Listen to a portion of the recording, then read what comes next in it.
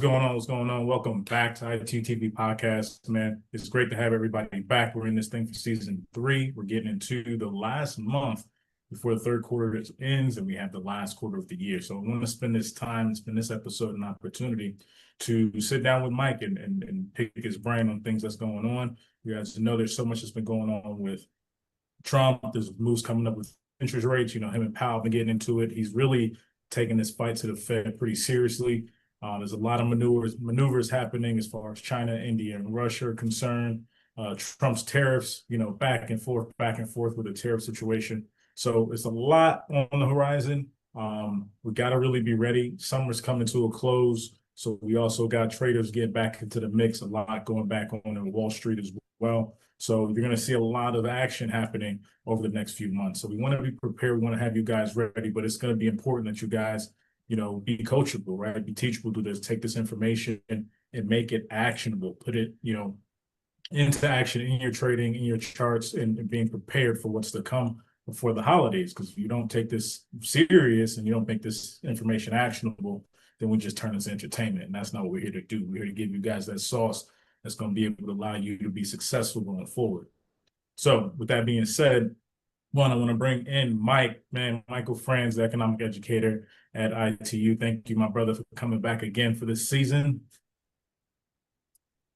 All day, every day. That's what we do. We try to at least educate for the most part, whether you're a trader or not. So this information should be useful because what you get in the mainstream media is, in my opinion, it's literally a bunch of bullshit.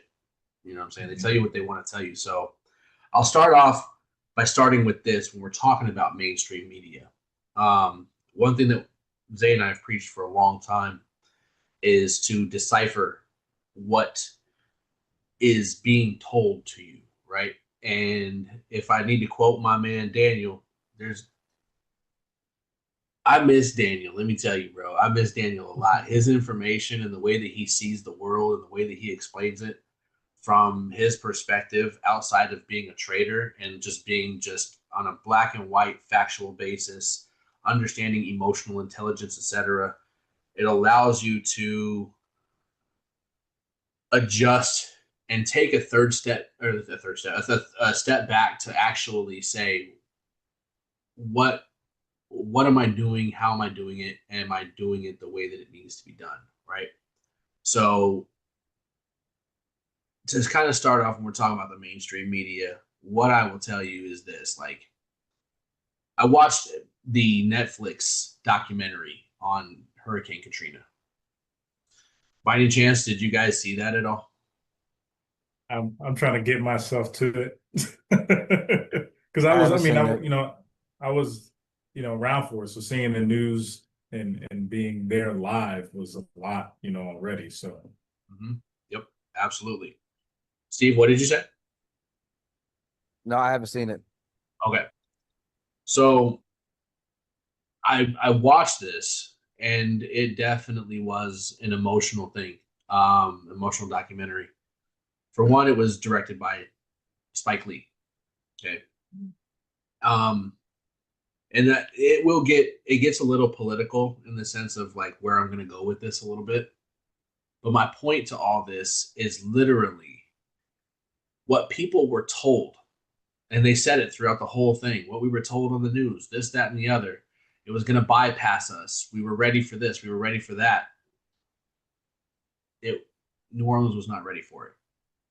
Now, do we believe, I'll leave it up to you guys, whoever's watching this, to understand the form of cloud seeding, making storms stronger, this, that, and the other, right? And I don't want to stay on this topic too long because we need to get into the political, economical, and trading side of things. But my point to all this, like I said, is because where you're getting from us, you're going to get something that we're seeing raw and unfiltered, right? And from our perspective, it's the truth. It's putting the puzzle together.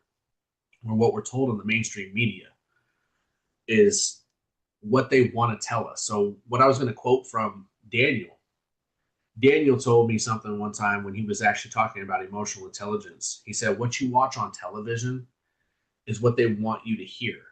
He said, think about the word television. They tell a vision, right? They want to tell you the vision that they have, that they want you to have.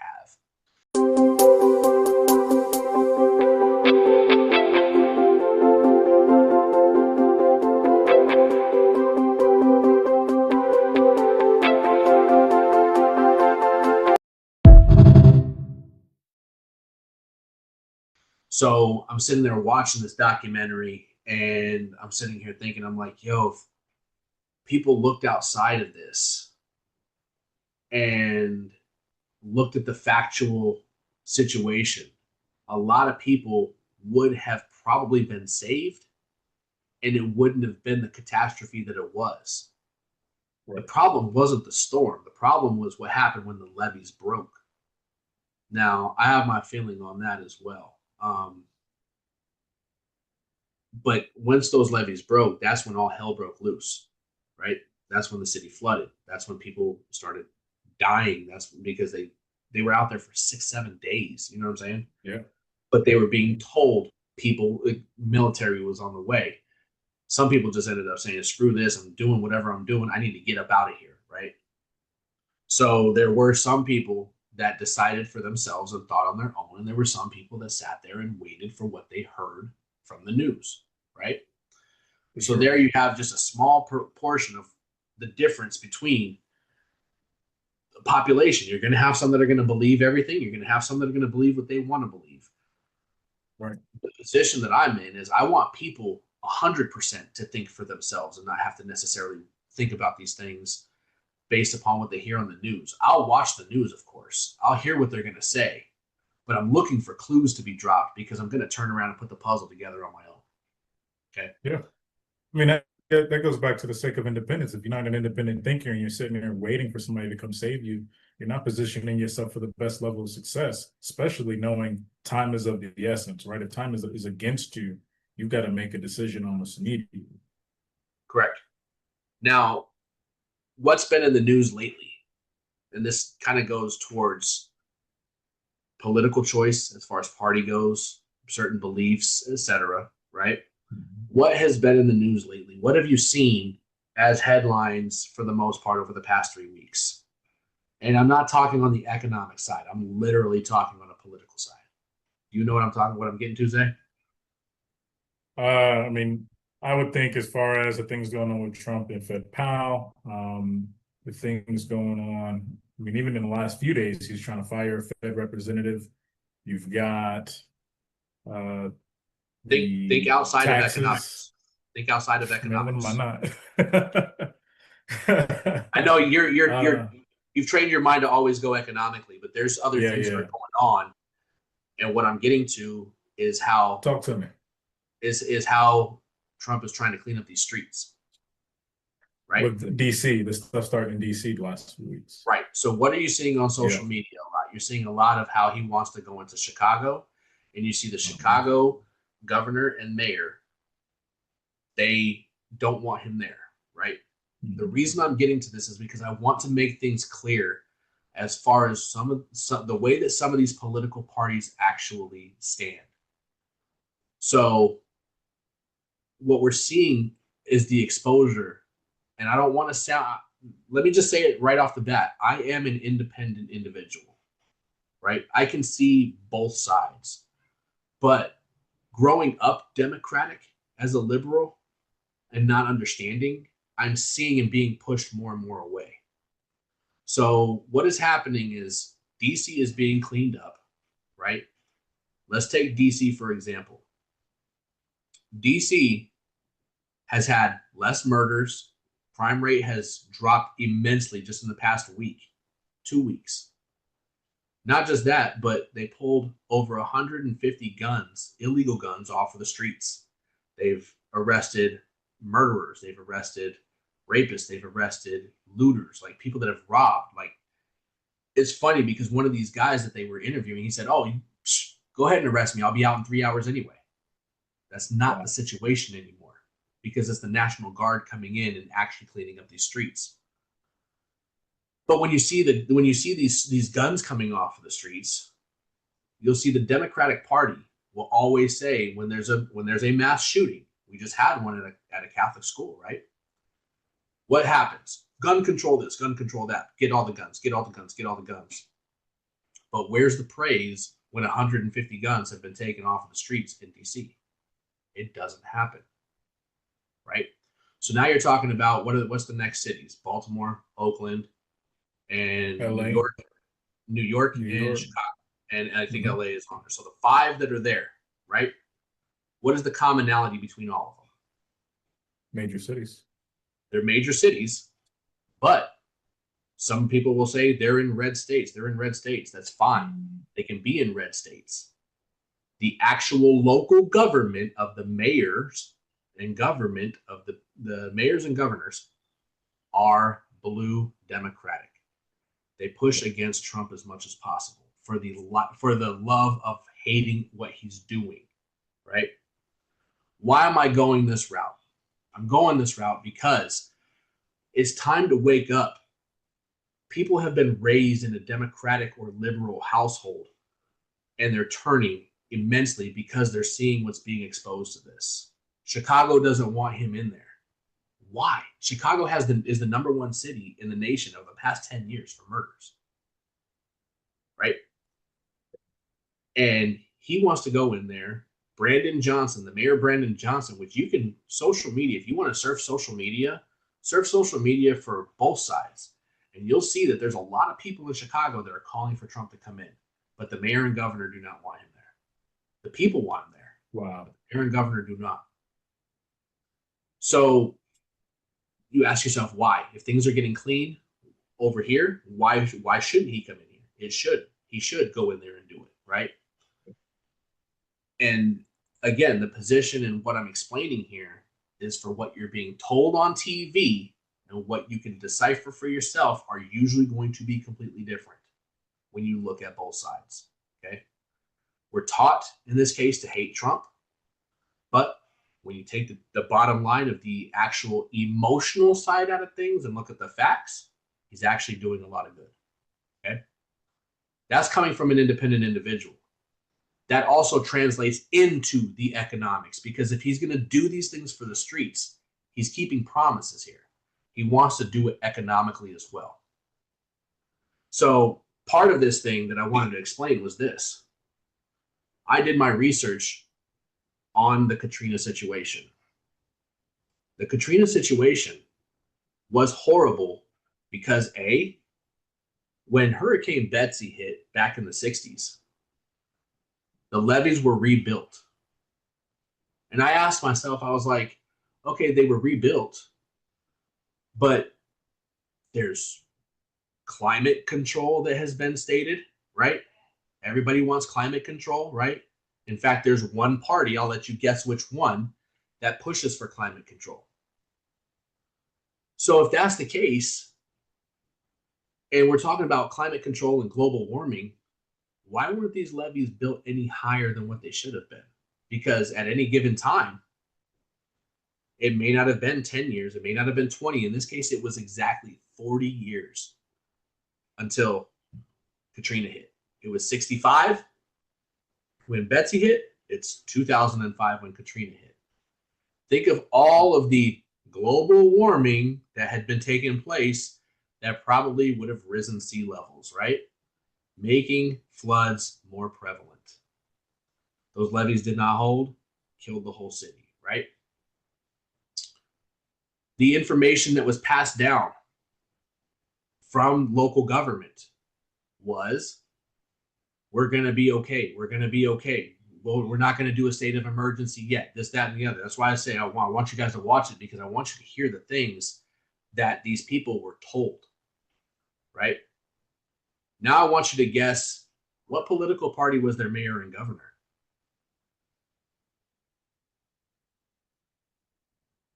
The Dems then?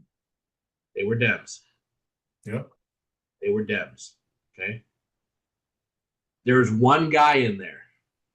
He was a lieutenant general. Forgot his first name, but his last name was Honore. Light-skinned black dude. Great dude. This man considered running for Congress in 2010. This man goes in there because people were being threatened by the military with guns. Like they were they were being treated as if they were all criminals, right? This guy goes in there, tells everybody, put your guns down, put your guns down, put your guns down. People, the actual people, the citizens started listening, right? They started playing the role that they needed to and following, because this guy was an actual leader. So when I say he was going to run for Congress in 2010, okay, yes, he was going to run. That's going to give you the shift, right? Right. He decided not to, but regardless, the point is, in this sense, is that from my perspective, now this is where an opinion comes into play.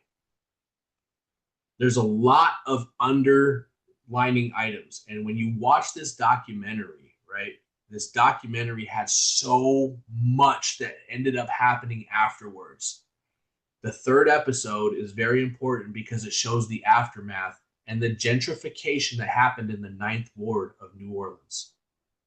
And then you have to ask yourself, did they see this as a benefit while this was going on to mislead individuals, to get rid of some of the poor individuals, to gentrify these neighborhoods, make them more expensive to live in, thus bringing in more money to this community? When you look at this whole thing, it almost looks like the aftermath of the storm was a setup. Whether you believe that the storm itself was a setup, when you're talking about like some of the conspiracy theories of cloud seeding, this, that, and the other, and how strong that storm ended up becoming, yeah, I'll leave that to you to decide. I have my feelings on it. I'm kind of 50-50, but it didn't matter whether it was natural or not, because it wasn't the storm that did it. It was the aftermath of the levees breaking and the flooding actually killing the city, right? But you can see the financial gain on the opposite end. When you're watching episode number 3, you can see it. Wow. Now, it's crazy, but you have to decipher that for yourself. Because in episode number 3, why I mentioned that the whole documentary was directed by Spike Lee was because Spike Lee is a heavy liberal, right? Of course. You will see in episode 3 how much they push this narrative of hating Trump. Wow. It's crazy. Like, I watched this from a different perspective, even though there was the emotional ties in the documentary. There were a lot of things that stood out to me. So I wrapped this portion up by just explaining that, again, thinking for yourself, putting the puzzle pieces together, just for a second, whether you believe it or not, try and get yourself to think to another side. Just try, right? Because if it starts to make sense, you might end up getting hooked, because then you can start seeing the truth, right? There's always the phrase, there's your truth, their truth, and then the actual truth in the middle. Right. That's where we're at. So when you see these benefits, right, it's almost like there's a benefit to condemning some of these cities for being rebuilt, right? Or instead of embracing the people that are in now, and I'm speaking from the position of, let's say, Chicago, right, where we're at now, going in to try and clean up Chicago, it's almost like, why clean it up? Why not just let it break, and then we'll rebuild it and have it gentrified, right? There's a different goal on that side. And again, I'm not trying to push towards anybody's political party, to switch anybody, to change any minds, to change any this, but I want you guys just to be more open than what you guys see on television. So we're seeing a lot that goes on. I've explained this multiple times, but where is this going in the sense of what we talk about here economically? Welcome to Independent Trading University at ITU. We're more than just an education platform. We're a community built to help you succeed. Trading can feel like a solo journey, but with ITU, you're never alone. Our team is here to support, guide, and push you toward mastery. Technical analysis support, so you can read the charts with precision. Fundamental support, so you understand market moving news and economics. Psychology support, so you can develop the mindset of a successful trader. We provide the tools you need to thrive: weekly live education, 24/7 community support, and real-time trading setups from experienced coaches. Wherever you are, access the education and mentorship that will transform your trading. Join ITU today and trade with confidence. Is that we're sitting here, now we're talking about what you were saying, economically, from a perspective of the tariffs. You'll hear on the TV, the tariffs are awful. They're hurting. In fact, Amazon was threatening to put a cost on their checkout that shows the tariff cost of what you were paying extra because of what Trump had done. Wow. So obviously Jeff Bezos is a liberal, right? Let's be real. A lot of these guys, whether you believe them or not, a lot of them, when you're talking about that upper echelon, they are liberal Democrats, or at least they claim to be. They may not be when it comes to voting time, but when it comes to being on TV, oh, absolutely. They will claim that all the time. Oh, they think you got to make them think you're siding with the people. Exactly. Mm-hmm. So it's like we're here in time for a change now. What has been working hasn't really worked because it's broken. We've explained this multiple times as well. The economy is broken. But I've also said that the economy needs to fully break for it to be rebuilt, right? I've thought about that, and that's actually a Democratic liberal statement. Why? Because all that's saying is let the people of Chicago tear the city down so we can rebuild it and gentrify it, make it more expensive. Technically. Right? Yeah, let me know. What I'm fairly impressed with is the fact that none of this stuff has broken yet. And yet we're talking about, on the last call we had for the charts, we're talking about the stock market reaching new highs here soon. Like, really? It may never break. It may never, ever break. Which, do you think Trump's going to allow something like that on his watch anyway? He's not going to make it look good. He's going to do everything he can to pump up the market. You're 100% correct. But the thing is there's a cap on his limit. He's only got 4 years to do that. That is true. So what happens in 2028? Right? That's where the important things of actually looking at what's happened, what you're being told, because right now, you may not believe this, whoever's listening to this, whoever's watching this, but the Democratic Party is weakening and weakening by the day because these things are being exposed. People are flipping and saying, oh my gosh, I've been lied to my whole life. I can do this on my own. I can be accountable, make something right, and go further from there, right? Because let's be honest, a lot of things that ends up happening, I will always say this as well. I'll throw this in here before I go further. I want everybody to think about this because it explains choice, responsibility, and accountability. And that phrase that I tell everybody when having these conversations, I remove all emotions aside. I get it. There's emotional situations that happen. But everything that happens to you, good, bad, or indifferent, everything that happens to you is your fault. It is your fault. Why is that? Why is that? You could put that on trading as well. Whenever you go into a trade, it's you against the charts, right? So everything that happens to you is your fault. That's also a life thing to think about. You might be put into a predicament, but how you react, the choice that you choose, the road that you go down is on you. If it ends up with a negative outcome, your fault. Learn from it, turn around. If it's good, you made the right decision, cool. You chose door number one, that works. Everything, like, and if we start thinking that way, accountability will be learned. Accountability will be accepted and easier to go about. I feel like as a people, accountability is the one thing that is gone. It doesn't exist, and it's happening less and less.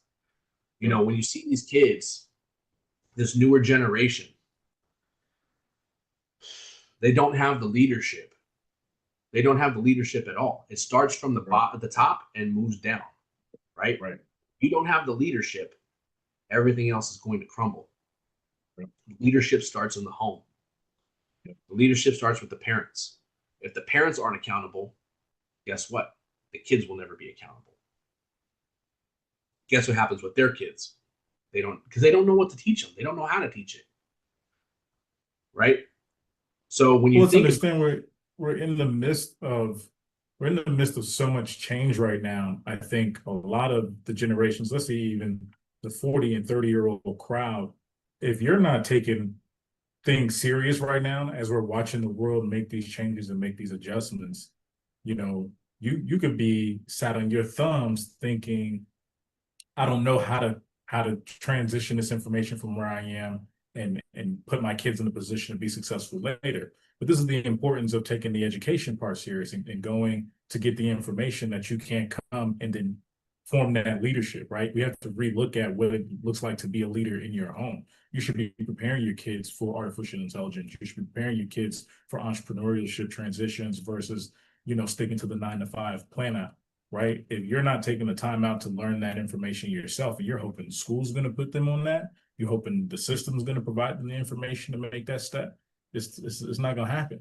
You've got to do the things right now that's going to set yourself up 5 years down the road. And if you remember, I don't know, when we were kids or in school, they always talked about, what is your game plan for the next 5 years? What do you have planned, especially coming out of high school, going into college or college and after? They always ask you what you got going to do for the next 5. And if you're an adult now and you're not going back to learn and educate yourself and re-game plan some things for the next 5 years, you're doing a disservice to yourself and to your children. Yep, 100%. 100%. Now, speaking in regards to the schooling side, the educational side, when you're talking about, again, some of these things that have been publicly in the news for a while, Trump wants to do what with the Department of Education? He wants to get rid of it. It's going to go away. But what is told to you is that the Department of Education in general is going to go away. That's not the case. They're putting the power back into the state. Just like the abortion laws, it's the power into the state. So if you don't like what's happening now, guess what happens in 2 years when your local government has its elections? You put somebody else in office. Right.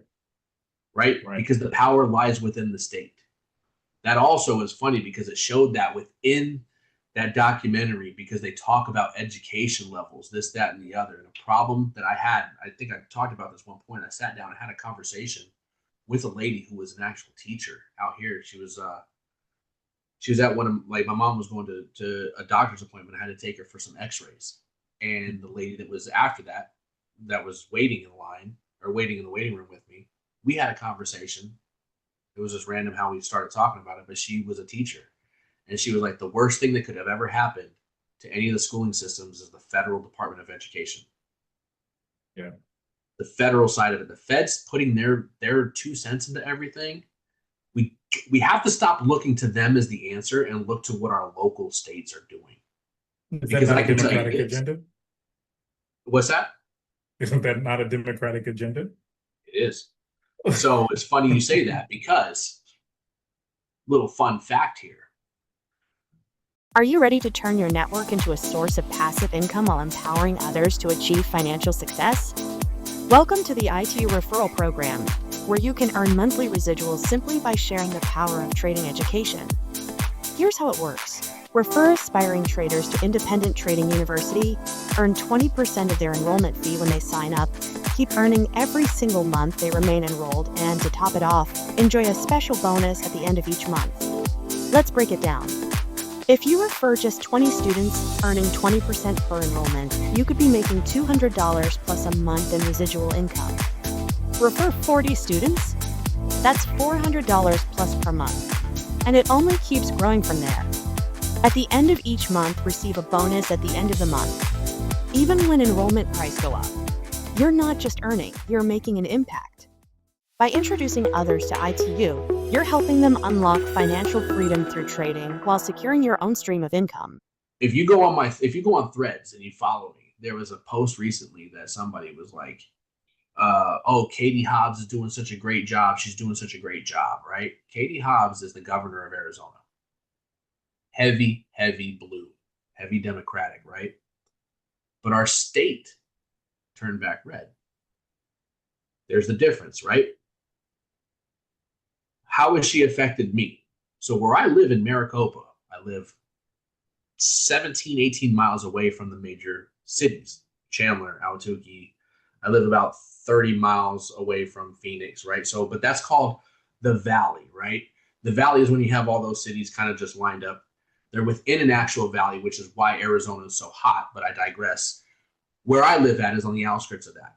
About 17 miles, give it 17, 20 minutes from the major cities, right?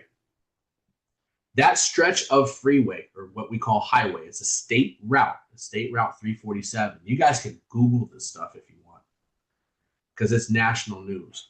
Our state route is one of the most dangerous in the whole nation. People die on it left and right every day.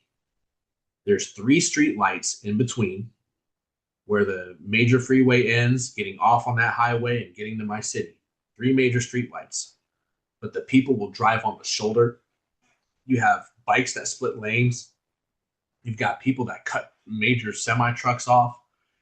People doing 100 miles an hour, just not cognizant of around everything that's going around here. But that's what happens when you have 80,000 people living in one city and you've only got 2 lanes going in and 2 lanes going out. Mm-hmm. So what we've been begging for is an expansion to 4 lanes on each side, get more roadway for people to be able to drive, etc. So 2023, we're granted, I want to say it's 2023.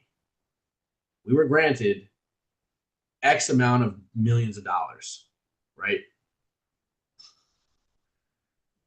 And it was like, there was some of it was federal money, some of it was state money, but it was a priority to do all this. What does Katie Hobbs do? She takes that money away and she divvied up into different cities. Yeah. So my experience with her is she is absolutely nuts. She's terrible. But that's because I see that there could be lives saved in my own city or people coming to because of how dangerous the state route is. So because she takes money away, guess what that did? Our city imposed a new tax for all businesses. Granted, it's only a half penny tax. So like if you're spending, what is it, $1,000, it's only going to be like $5 extra, right? And not many transactions in my city are $1,000 or more, but regardless, it's still an extra tax that the people had to pay for just so our city could go to the state and say, hey, we're bringing money to the table. Why is that a problem? Because we're talking about a state route that ends right when Maricopa starts.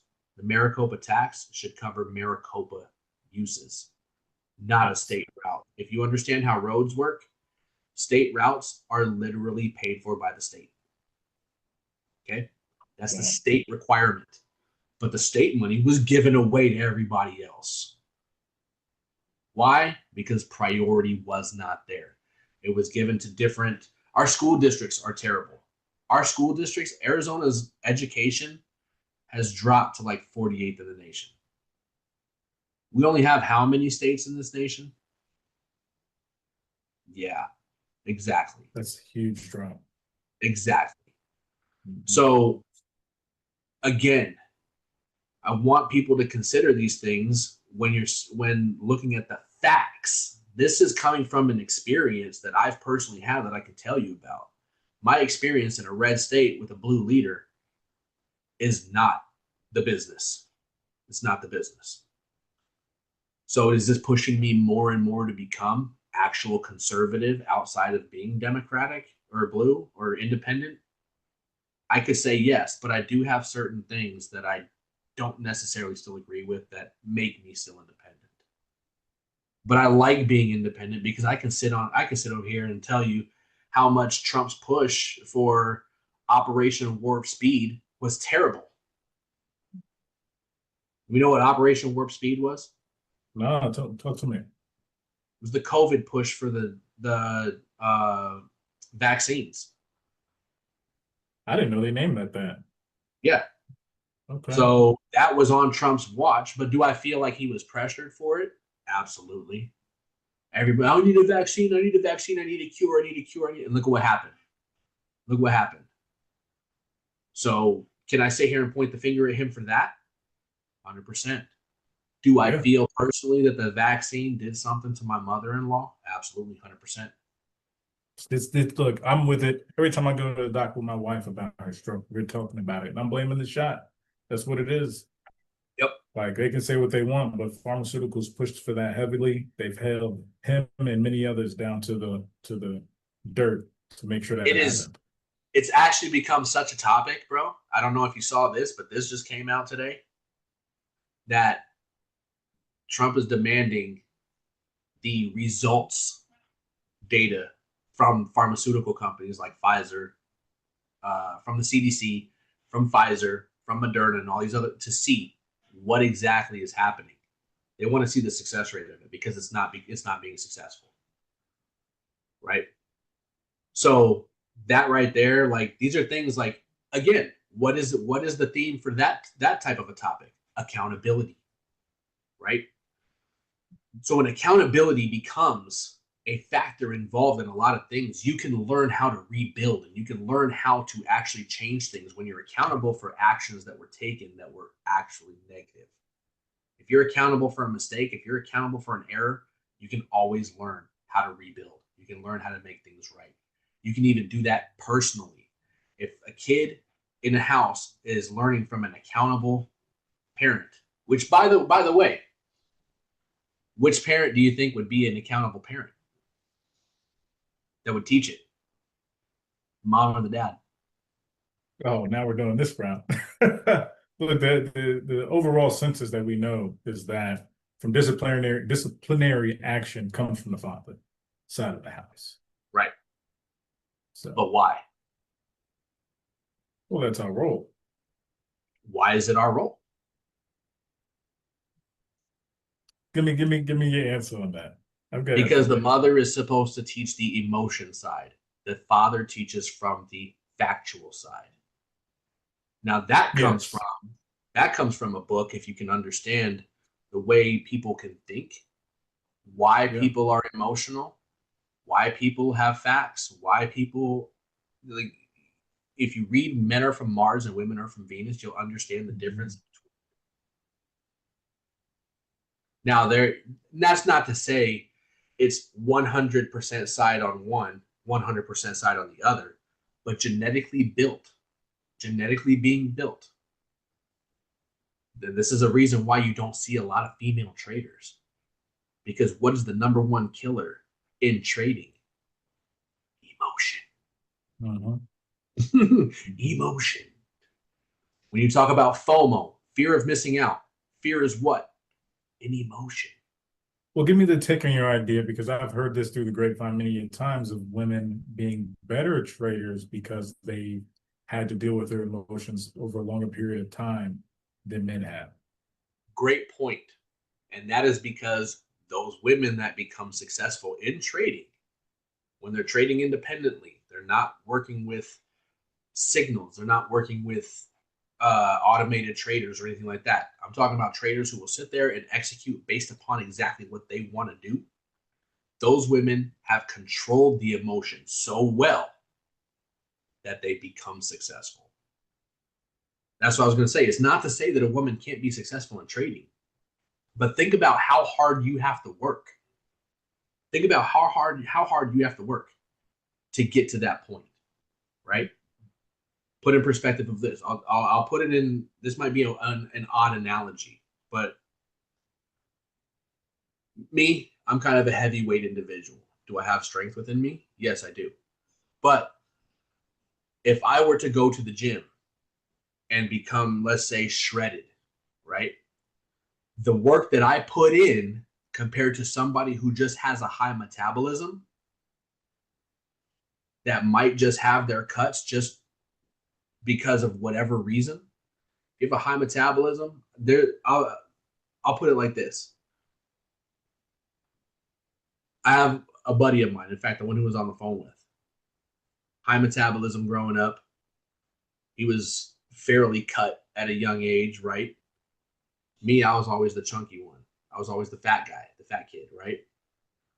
The work that I would have to put in to get into his position would take so much more than what he has to literally do, which is nothing, to look the way that we would look, right?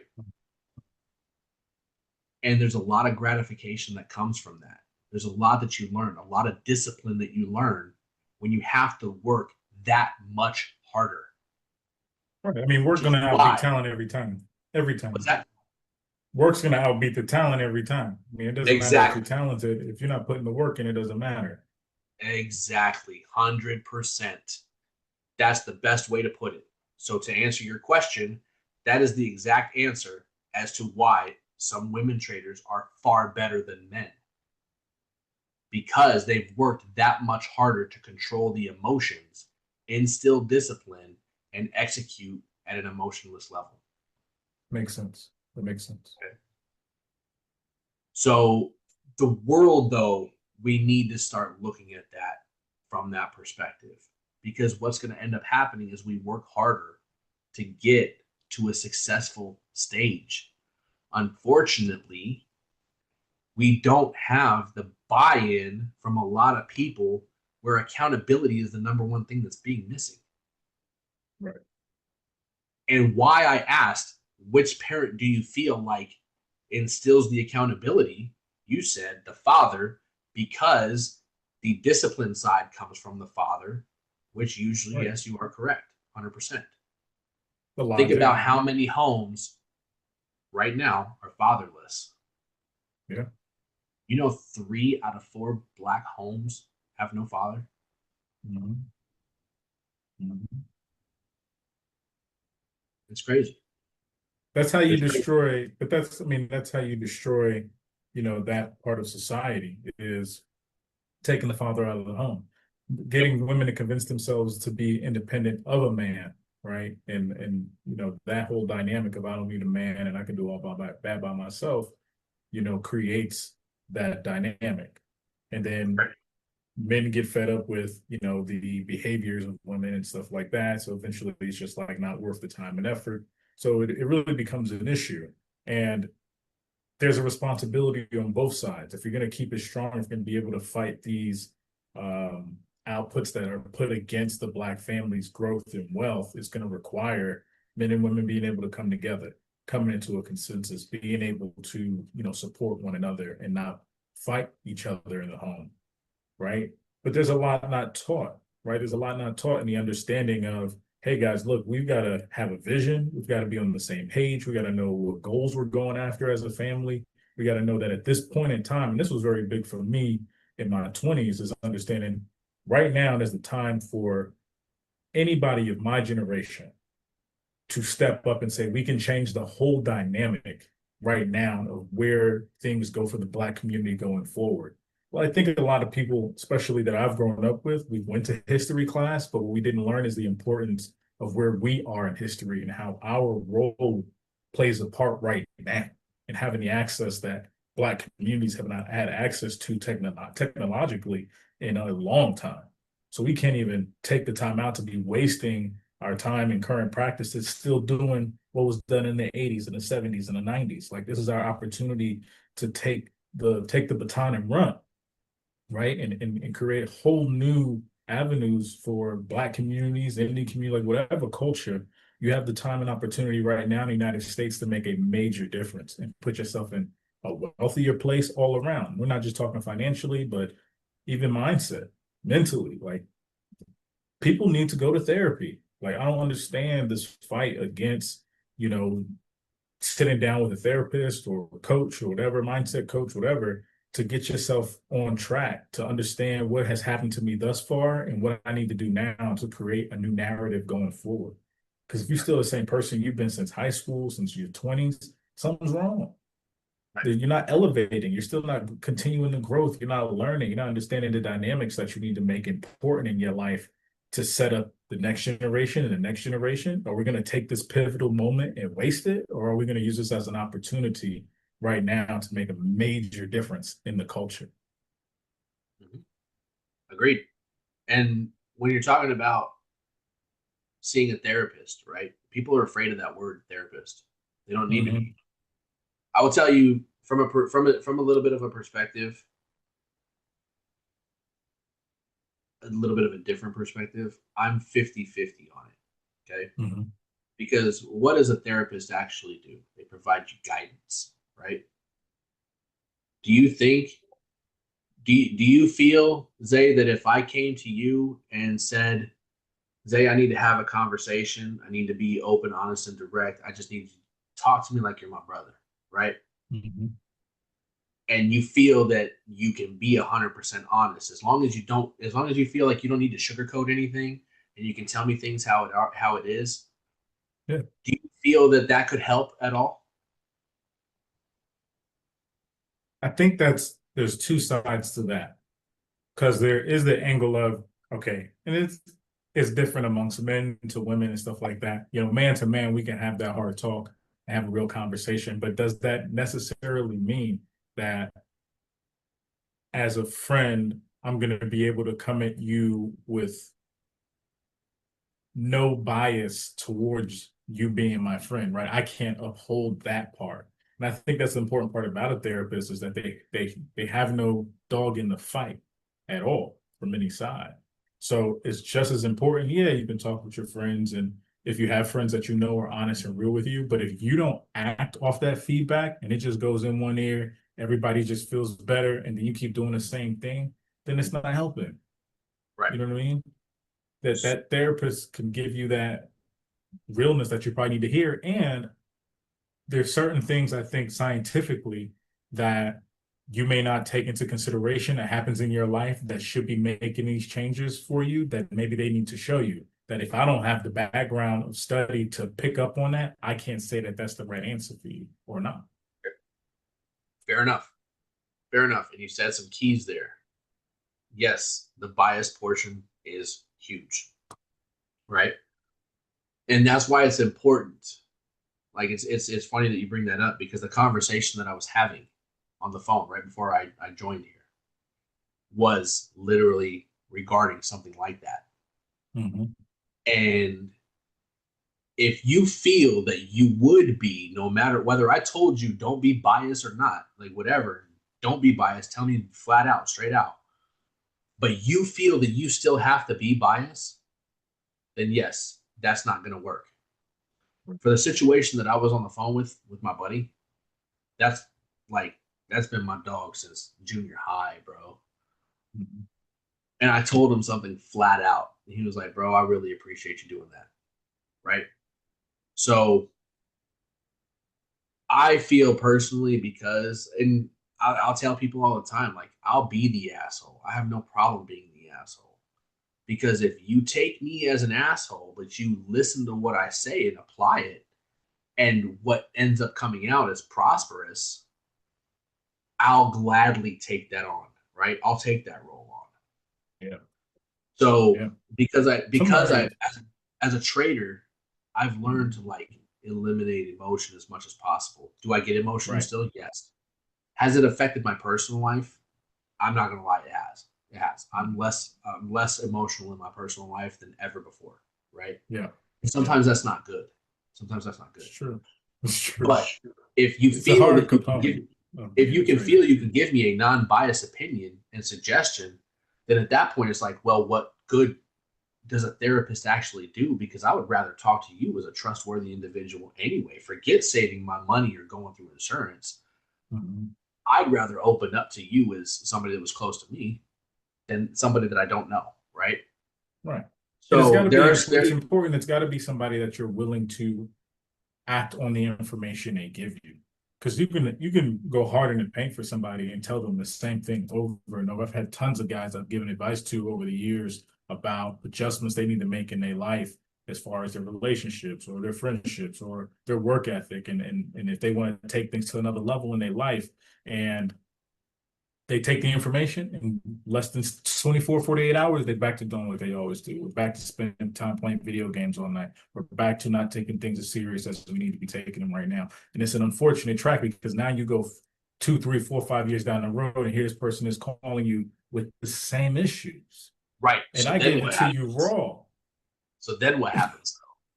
Your That's why response at that point is, bro, we've already had this conversation.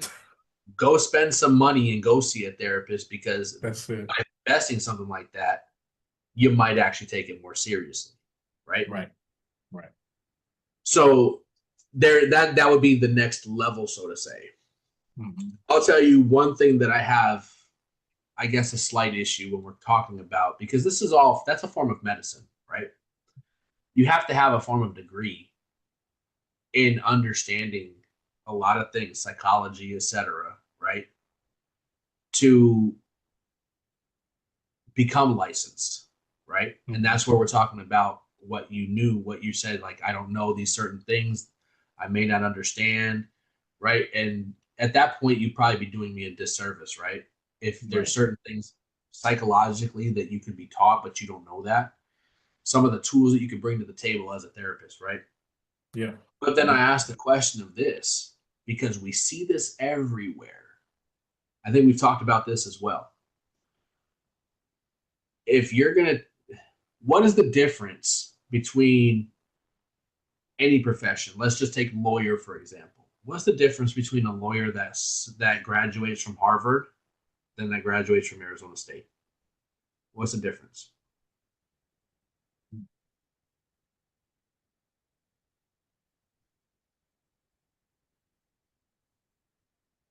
Outside of cost, because we know cost in Harvard is going to cost a lot more than Arizona State, right? We know it's Connections, going to be harder. maybe the network and connections you'll make coming out of Harvard. The curriculum. Just because they teach it at Harvard doesn't mean they're teaching it at Arizona State. Just because they're teaching it at Arizona State doesn't mean that they're going to teach it at Harvard. And this put a lot into perspective for me. And I've experienced it on the negative side over the past 5-6 years. And a lot of it comes to the medical side of it. Like when you're talking about a doctor going to Columbia compared to a doctor going to, let's say, University of Texas. Not saying that Texas is bad, but a Colombian doctor is probably going to be more astounded than a doctor from Texas, right? You as an individual may go look at a doctor from Columbia and say, oh, you've got 12 different diplomas or degrees on your wall, but this guy only had 3, right? The curriculum being different is actually a negative effect, because someone is signing that degree saying you're good enough to go practice this in the public, where lives are going to be based upon your decisions being made. Hence why they always call it practicing. You're always practicing, right? So because things change, the biology of individuals, molecular structures, there's different changes, and it's called evolution, right? But the question, like when I had this conversation with my barber, speaking of a therapist, because my barber is a free thinker, he was like, dude, who's to say that the individual signing that degree saying that person from Harvard is a better lawyer than the one that graduates from ASU, or the doctor from Columbia that different from the doctor in Texas, right? Who makes that person, and who chooses that person to say this one is more educated and better than this one? There is nothing there. The person went to school, they learned, they spent money on their education. We just have to make the choice of who we're going to trust. But unfortunately, that's going to come from any, I mean, look at anything like lawyer practice, doctor practice, psychology, therapy, from all of it from a practice level. In a sense, they can't be proven until they had a client that gives the feedback, right? Till you get the review and enough reviews to say that you are good at what you do, right? Right. So then I ask, what good is a therapist if I have a individual that's close to me that can tell me right from wrong and help me become accountable? Well, that's the thing. If they don't, it will work if you are the type of person who can take advice, take criticism, and make adjustments and make changes immediately, right? Even if it's not immediately, even if it's over a matter of time, maybe you got to take things a day at a time and make these small adjustments, whatever. Is that most cases? Probably not. Most people don't listen. Right. Don't That's the other side of follow it. instruction. That's the other side of it, is the connection. And Right. why personally, like, because this is why I don't trust Western medicine, right? I'm sorry, I don't trust Western medicine. Western medicine led us to a opioid epidemic. It led us to vaccinations that have hindered our lifestyles. It leads us to possible deaths that could have been prevented, right? Right. Let's be honest. Western medicine is still a huge question. Where And it's that's going to take into effect if you don't accept the fact that the United States is a factory. It's a factory, it's a training ground, it's a practice ground. A lot of things that are pushed and placed and stuff are tested here. I mean, you can call it a guinea pig factory if you want to. That's the US. Right, exactly. I have something truly special to share with you today. Have you ever dreamt of financial success and didn't know where to start? Look no further than Independent Trading University. At ITU, we offer a diverse range of courses, from Forex basics to advanced technicals, along with comprehensive fundamentals education, mindset coaching, health and wellness guidance, plus stock and crypto trading strategies. That's right. Everything you need for a well-rounded trading journey, all in one place. Our mission is clear, helping you make extra income by learning the art of trading. Join us today at solo.to/independent-trading-goo and take advantage of an exclusive pre-sale. $50 for undergrad students looking to trade part-time, and just $75 for career traders ready to dive in full-time. With ITU, you'll master the art of making consistent income from the markets. This is your chance to start building a brighter financial future. Are you ready to transform your trading game and take control of your financial future? Look no further than Independent Trading University, your one-stop destination for comprehensive Forex education and so much more. Whether you're a beginner or an experienced trader, we've got you covered. We believe in a holistic approach to trading success. Gain a deep understanding of market fundamentals, master your mindset, and prioritize your well-being. We're here to support your growth every step of the way. And let's not forget about stocks and crypto. Discover exciting opportunities and learn strategies to make extra income. The best part? We're running a limited time pre-sale for new students. Don't miss out on this incredible opportunity to gain the skills, knowledge, and support you need to succeed.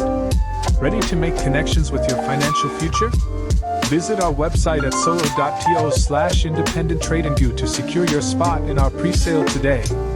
Independent Trading University, where trading dreams become reality. It's time to start your journey to financial freedom. Don't wait. Visit solo.to/independent-trading-goo now. So for me, like, just kind of getting back on topic when we're talking about the accountability portion, we've called them accountability partners, right? I've even said at times as an educator, a lot of people had my cell phone number. They probably still do, but I don't get any calls, anymore. But I was for a while, and people were like, Mike, I messed up. What happened? Okay, well, let's take a look, because I'm going to tell you what you need to be accountable for, right? I'm sure some of the conversations we've had on here, Steve can attest to it. I've held him accountable for certain things that he's done. I've held myself accountable for things that I've done, right? There's no reason at all I should be on a challenge account as educated as I am. But what am I having troubles with? It could be market conditions, but I can't blame market conditions every day. I have been accountable to say I'll get in now because I'll withstand the drawdown. Well, okay, drawdown came at the wrong time and it was way too much. And okay, but that was emotion that got me into that trade, right? Right. So me being accountable right now, I can say there should be never any reason I am on a challenge account right now with my Apex account, but I am. Right. Well, Right. I mean, here's the thing: the standard that you're upheld to in funded accounts is high, and you have to be disciplined to your trading plan. You have to be disciplined to your entries and all of that. So if you're not even following, if you haven't spent the time the last year, 2 years, conditioning your habits to follow your trading plan, you're going to have issues. And they're going to stay in the same place year after year until you make the adjustments you know you need to make. Right. And 100%. 100%. So with that being said, like, okay, so where I'm at right now, like my trading plan that I wrote is based off of a Forex based account, not futures, right? It's one of those, I want to say unregulated brokers, but there are regulated brokers that do the same thing. But when I say unregulated brokers, I'm talking about the ones where you can use an MT4, MT5, just like some of the regulated ones that allow lot sizes, right? When you take that and you apply it to contracts, it's a whole different ballgame where it doesn't necessarily, the only thing that I can limit is how many contracts am I going to be trading, right? That's where my risk comes into play. So as far as entries, execution, this, that, and the other, it's all the same. But the risk factor portion, which is what we all need to manage, I've had to learn that. I don't want to say a crash course because I've been working at this for 2 months, right? So if that's the case, okay, I need to get on my shit and really apply what, now that I understand where numbers need to be when it comes to contracts, entries, exits, TPs, SLs, etc., right? Now I need to tweak the trading plan to be based on contracts and future trading, where it wasn't done before. I'd never experienced futures trading. And futures calls for a certain level of precision. You've got to be smart about coming in late. Like, guys, you don't have to be the first one to the race in these markets. It's always better to be the second comer. It's always better to let the market set up for you and come back for you than let you set up, there and after the fact. So be patient from that aspect. Every day is not a trading day. Be patient from that aspect. Every week's not a trading week, right? We got in a peak week and stuff this week. So am I going to trade all 5 days? No, I might trade 2 or 3, right? My goal is to just hit my weekly percentage, whether that's 5%, 10% gain per week. That's my objective, right? So if I can stay in line with that and stay disciplined enough to know this is not a trading day, this is a trading day, and just stay consistent with that, then I allow myself to get what we talk about all the time, Steve. I've talked about it a bunch. You need a 30-day threshold to see how does my trading plan work over a 30-day period, meaning the days I'm not supposed to trade, I don't, days I am, I do, and I get to see what the results look like over a month, and then I can gather that month after month, right? I can repeat that. But if you're not doing it enough to build a sample, right, of here's a list of trades I've taken, here's how it worked out, can I repeat this next month? Can I repeat this the next 3 months? You're going to have some problems. Right. Exactly. But again, if you don't have accountability in your blood, none of it works. Earned it, then all it's going to be is excuses the whole time. Right. Now it's a hobby, guys. You're just kind of playing with it. You're not really taking it as serious as you need to. Exactly. So yeah, I kind of digress off of this whole topic itself. I just want people to understand that it's okay to be accountable for believing one thing and actually switching it up. It's okay to change, right? Mm-hmm. When we're talking about the views of everything that's going on right now, some people have and I would ask you this. In fact, I want Steve to answer this question since he's on here with us, right? Yep. If you've got a situation and clearly it's not going the way that you expected, right? And you're proven wrong. What is the factor that stops you from making the change? I mean, it's an emotion. It's an emotion. Yeah, I mean, it's just like it's a fear that if you're wrong the first time, you're gonna be wrong again, and that it's like everything is gonna unravel. That's the biggest issue, is that people fear because you got one trade wrong, that it's just going to the beginning of the end for some people. Like, oh, I knew this trade wasn't going to work out. I knew it wasn't going to work. But it's just like, I would consider it like I'm playing golf, right? You didn't make the right shot. That doesn't mean that you can't make the shot. It just means that you gotta just self-adjust, right? It's like you have to grow an appetite for that. And most people aren't willing to like eat their vegetables. Why? They want to. Why? Well, Why are they why? not willing to make that change? What is the factor that allows them to stay in that same rut and not make the change? Well, that's the thing, is that as humans, we're programmed to get what we want. Like as children, all we gotta do is cry to get what we want. Like we have been programmed to be winners. But if there's really nothing that is worth like winning, like if we're not willing to lose first. People are so willing to be perfect and be winners all the time and always having the right answer. But it's like that's not success. And we're taught that through the school system, is that if you don't have the right answer, you're wrong. And if you're wrong, that means you're not valuable to the school, you're not on honor roll, whatever. But now it's like people have developed the appetite of failure. And that's the problem, is that we've been conditioned to avoid failure, because if it's not A or B, then it's not right. Okay. But I can touch so- on two things. Yeah. I can touch on Oh, two things that you real quick, mentioned. Zay. Real quick, Zay. I Go have to ahead, ask. go ahead, go I have ahead. to ask. Yeah. So, you say that we're conditioned to it, right? Yes. And what did I just say? Is that everything that happens to you is your fault, right? So it's a choice, regardless of what you're presented in front of you. There's still a choice to make the change or not. There's a factor involved that will keep anybody from making that necessary change. I'm still looking for that factor. What is it? I mean, the factor could be a It's person's. just one word. It's one word. I mean, what I was gonna say, environment, accountability. What you thinking? What's responsibility? Okay. You have to accept that it's a responsibility now. And like, you got bad months, bad days, but it's like a relationship. You gonna quit on a relationship, or you gonna come back? All right, what happened?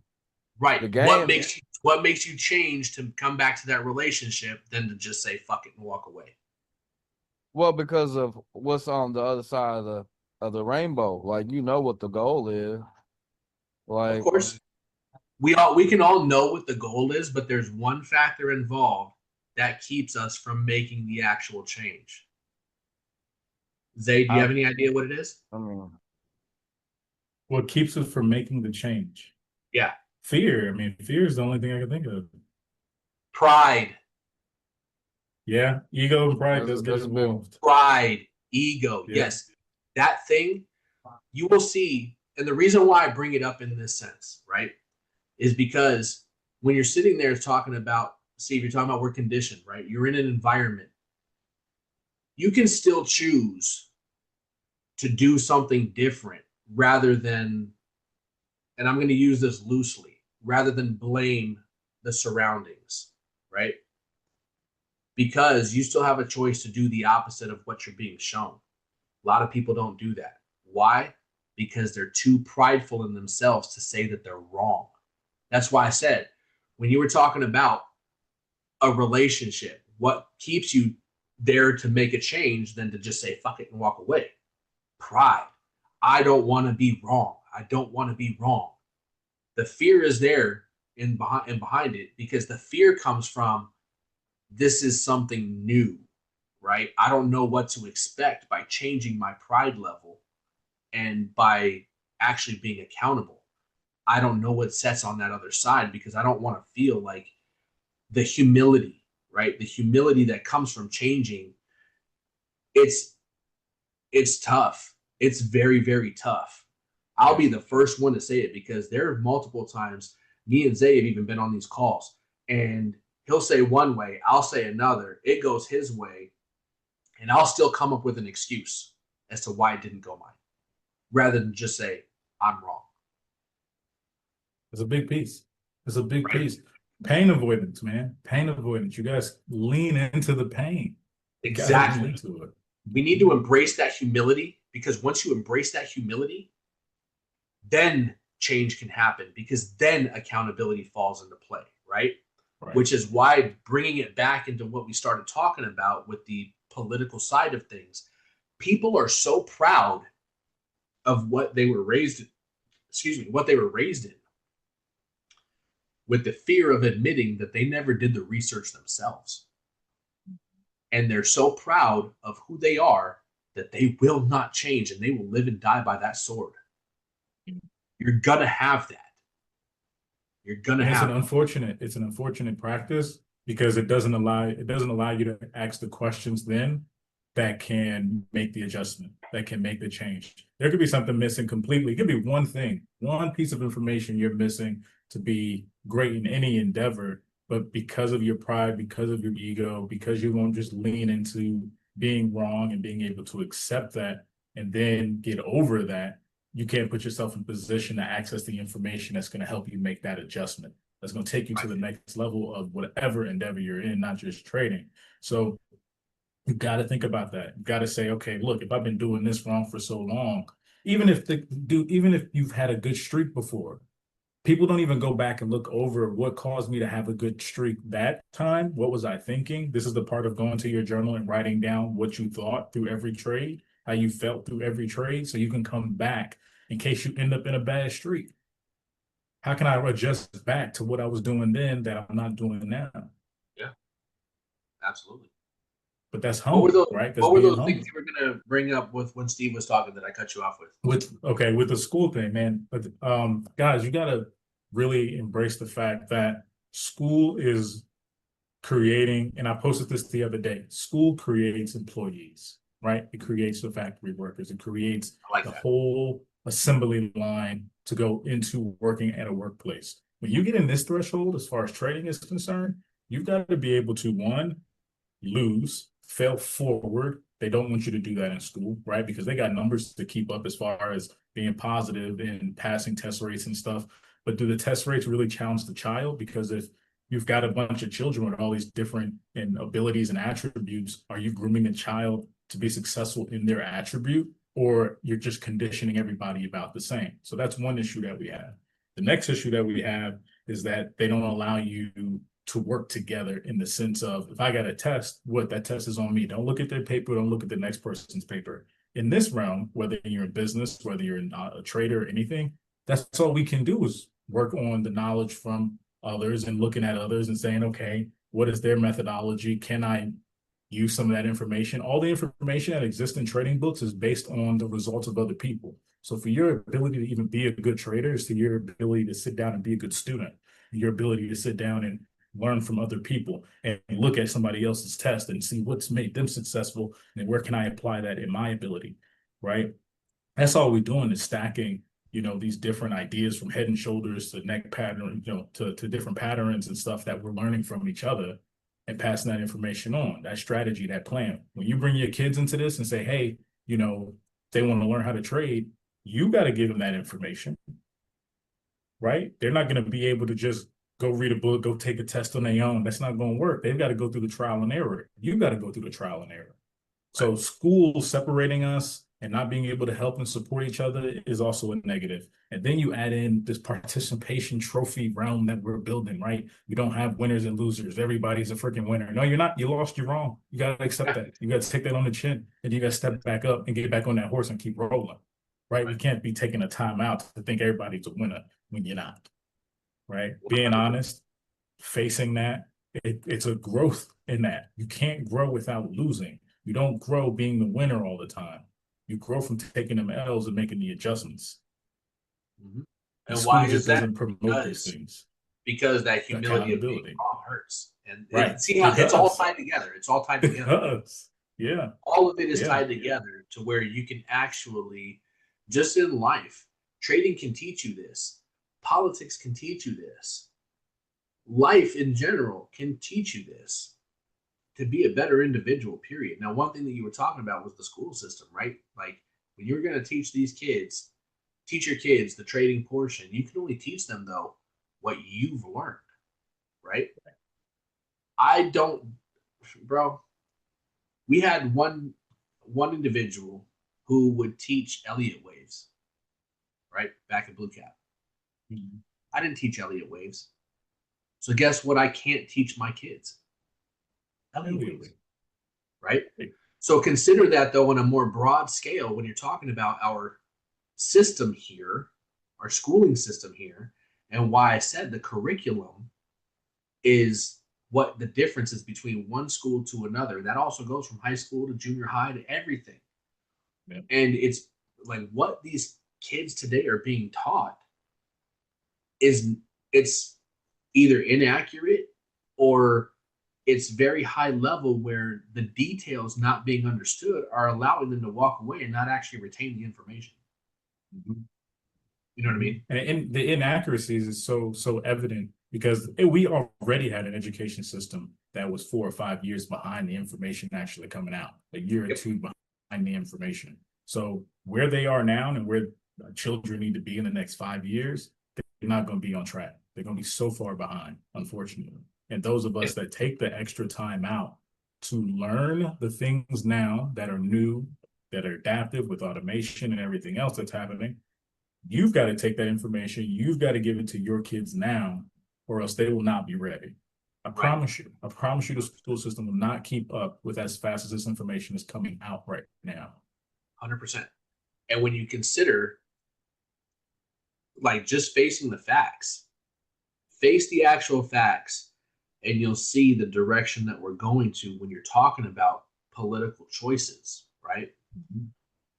People are afraid to admit this, but when you're talking about a political party, this is kind of wrapping it all up here as far as before, like, because I want to go into some of the news topics that I really want to talk about that are going to affect the economy. But I want people to understand this first because there are things that I'm going to say, things that I could say, and things that I could teach where they're blinded because of who they support and who they don't support, right? Mhm. Or when you're sitting there watching these things and your emotions get boiled up because you don't want Trump to go into Chicago because they don't, but yet it's going to be the best thing that could happen to the city.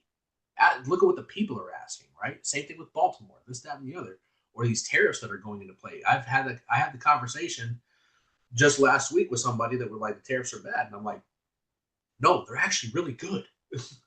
They're really good. We just got to understand why, you know what I mean? But not being open to hearing that because of what you've been taught and understand, you're afraid to learn something new or admit, okay, well, maybe I was a little uneducated or wrong in the situation, right? So where I was, I was going with the schooling system with this, right? And not just the schooling system, but where we're at on a political scale is when we're looking at the leadership, when you're talking about liberals to conservatives or even Democrats to Republicans, whatever you want to call them, I don't give a damn. We're seeing in a position where the liberal party, the Democratic Party, wants government dependency. Let's look at all the programs. You can look at everything that's going on right now and you can see it clearly. And that's why this time right now, these next 4 years are so important because it actually could be the death of the Democratic Party when people wake up. People are against the SNAP benefits going away, right? SNAP benefits being food stamps, right? Mhm. They're also upset because of Section 8. They're all upset. Like all these things are changing. Why? Because now we're putting people in the position to be accountable. And the word that I'm going to use is lazy to change that feeling and actually get up, get out, and do something, to quote Goody Mob, right? Yeah. So SNAP benefits. The first thing that the news is going to tell you, SNAP benefits are going away for everybody. No, they're not. No, they're not. They're going to be there. They're going away for the illegal immigrants. Absolutely, because there are things that are going on that are affecting all three of us on here as United States citizens, right? That they're taking advantage of and having zero repercussions. If I have to be accountable, so should you. If I have to be accountable, so should they, right? So I don't know if you guys have seen this, but one came up in my Twitter feed. This girl was like, I get $3,000 a month in SNAP benefits for my kids. And she's sitting there holding up all this junk food, right? Her kids holding up junk food. They're all fat. Let's be honest, they're all fat. And it's like, you're dependent on this because you're not even working. This lady wasn't working. They're coming out upset because their SNAP benefits are being dropped because they're not contributing to anything and they're just living off of this. Same thing with Section 8. There was a lady that she was complaining because she lived in Section 8 public housing for 10 years. And now in the next year, she's probably going to lose it. Wow. Those are supposed to be stepping stones. They're not supposed to be lifestyles. But what party is pushing for these things to continue to stay around? Democratic liberal parties, right? Right. Republican conservative parties are like, no, get your ass up and be productive because all you're going to do is make this economy better anyway. That's the irony to all of this, is a lot of these things that have happened are because jobs are being outsourced. Bring them back to the United States, which is why the tariffs are good. Bring the jobs back to the U.S. Right. Let people work, earn a wage, increase the wages, get paid more because you're being more productive and this economy is booming. And guess what? You don't need any of that. Right. If people don't take offense, right, this goes back to ego. This goes back to, being humble, is understanding that right now, if you will get up off your ass and do something, build something, create something, get into business, elevate yourself, start learning tech, right? If you want to be in a position to be in that field, if you want to be in plumber, electricity, whatever, there's a bunch of options to get into a great place financially. But if you're not willing to get up off your ass, it's not going to happen. And unfortunately, in the next 5 years, maybe 10, but I think it's going to be less than that, we'll start to see the huge dynamic shift. We're already talking about the separation of the middle class, right? That's going to be going out the window. So now you're either going to be in poverty, needing these resources, or you're going to be on the other side because you've gotten up, you're getting out, and you're making something happen. But it's going to become very evident who's where, what the lazy people of the world are, and who aren't, right? Who picked up and did something and made the adjustments necessary. Right. Now, as far as we just had the release today with the things with the housing market, right, with Trump. Yep. What are we looking at as far as that is concerned? Perfect segue, because we're literally talking about stuff like Section 8, this, that, and the other, right? Yeah. So when we're talking about the housing market, when we're talking about going against Donald Trump because people just don't like him, this man wants to make homes affordable, and the Fed is hurting it, right? The question that should be posed is, if our economy is so bad, how are people still able to spend money, right? And a lot of people are turning around and doing their own thing. They're not doing the 9-to-5 thing anymore, which is fine because AI is coming into play anyway. I've had a lot of people that I've talked to, some of my customers, that have been affected by AI already, lost their jobs, and they got to do something, right?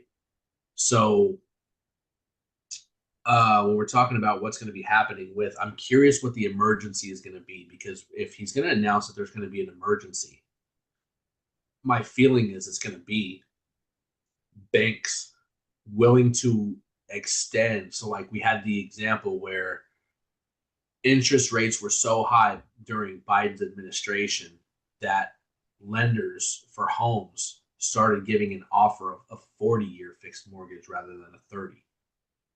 What does that do? It stretches your payments out over an extra 10 years, which means your payments are going to be lower. They're just going to be longer, right? So the shorter you go, the quicker you pay your home off, but the more that the payment's going to be. So the longer you go, the lower it's going to be, but it's going to take forever to pay it off.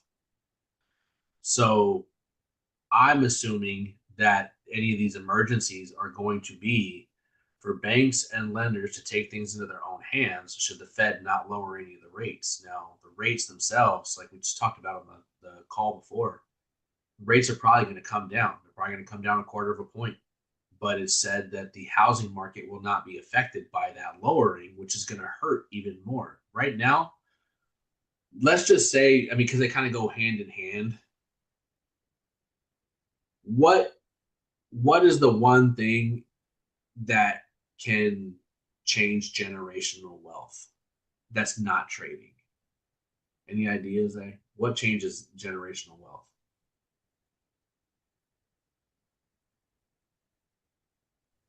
Ownership. Of land. Yeah. Yeah. Land. The reason why I say things go hand in hand is because you can buy a house and you can have it in a family line for a long time. Your grandkids could sell it, whatever it may be, and they turn around and make 300,000, 400,000, 500,000 off of it, right? That is enough to change a lot of shit. Land, because land will always be valuable. Homes will fluctuate based upon, your local surrounding area, the economy, the type of living that's going on in your neighborhoods, right? Because when you go to sell a home, they're going to say, okay, what have all the homes in the radius of 1 mile sold for? So that's going to be the base, but what are you doing to enhance this? You have this, that, and the other. You've got a pool. Okay, cool. You've got soft water. Cool. Okay, you've got this, you've got that. All the extra amenities will boost the price up, the asking price. But there's a base price that a house comes in at, and it's usually dictated around what the surrounding area is selling for. Okay, land, that does, it's always going to be extremely valuable because people could do whatever they want with open land. But do they go hand in hand? They do. Okay. So in this instance, with any of these emergencies, I feel like Donald Trump is going to take it into his hands and bypass the Fed and work with the banks and lenders to make some form of an emergency announcement to make homes more affordable, because there's so much supply on the market right now. It's not funny. Homes are, during I'll use it in here freely, the plandemic. During the pandemic, homes were not even on the market for 24 hours. My home sold in 18 hours. I had 7 bids. I needed to take it off the market by then because I was going to sell to one of them, and I did. Less than 24 hours. Homes are now on the market for anywhere from 9 to 11 months. 9 to 11 months. With the only caveat that is worth selling a home is if you sell it at an assumable sale. Assumable meaning the person that's buying it is going to assume my rate and take over, right? At that point, I can name my price, but people can't afford it, so I'm not doing 100, 200,000 over asking price anymore. I may be able to go 10 over asking price, but that's the economy that we're living in. And not many people are having, they either don't want to give up their rates because a lot of people bought at like a 1% and 2% rate right before or during when everything was crashing, when right afterwards, everything went up to like 7 to 9, even 10%, right? Those people are being stuck in a bad position right now, and they're finding out that patience is going to kill them. That's also going to ruin the economy, because while rates may go down, the Fed rates may go down, and the housing market rates not go down, that also ruins refinances. A lot of these people that bought during the pandemic, when rates were at very high rate, at high numbers, 7, 8, 9, 10%, maybe even higher, depending on what your credit score is. Those people have been waiting forever to do a refinance so they can get a lower rate and start paying less on the home and starting a brand new mortgage, so to say.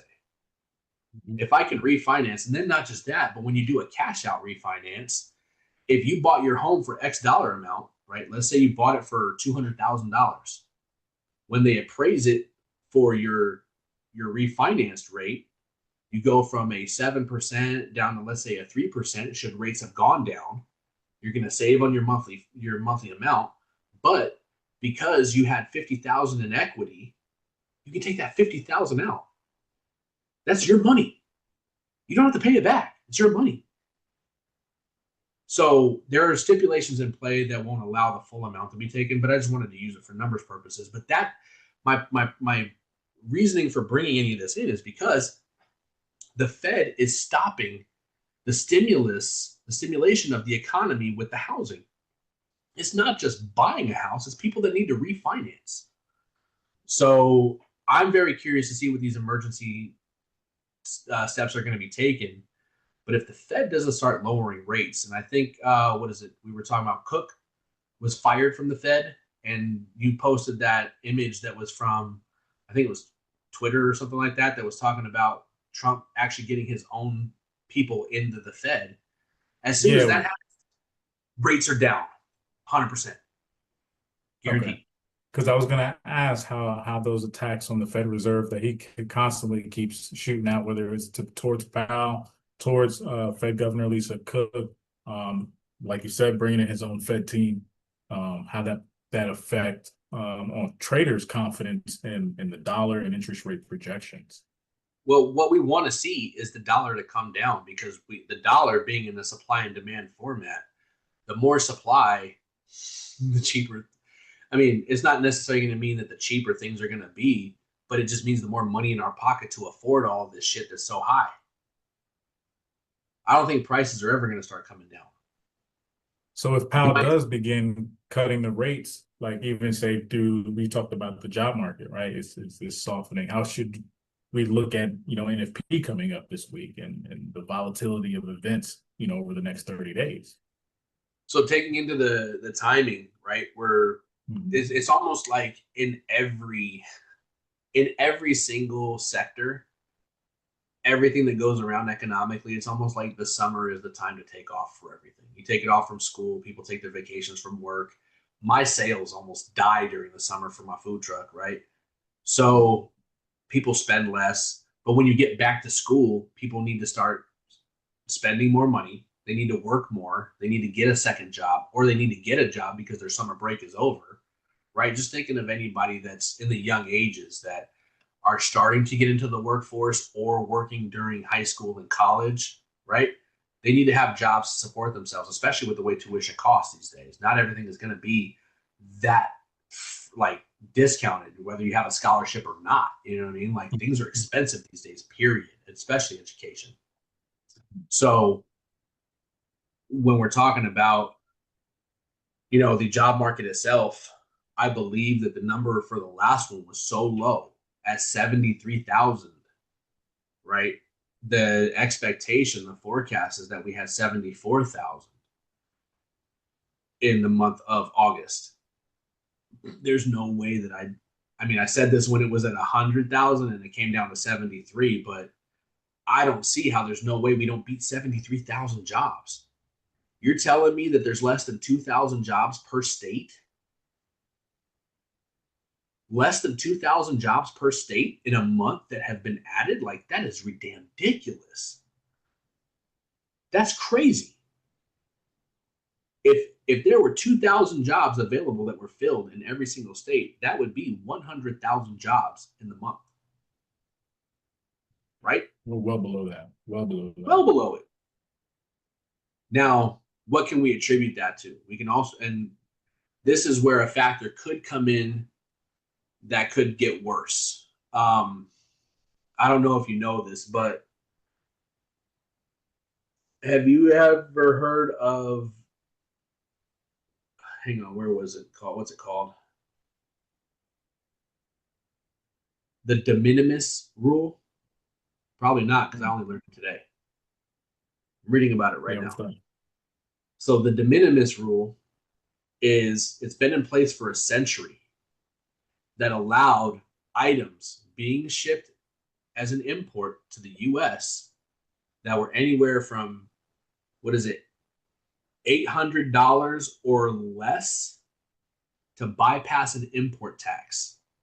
That de minimis rule expired at 12:01 this morning.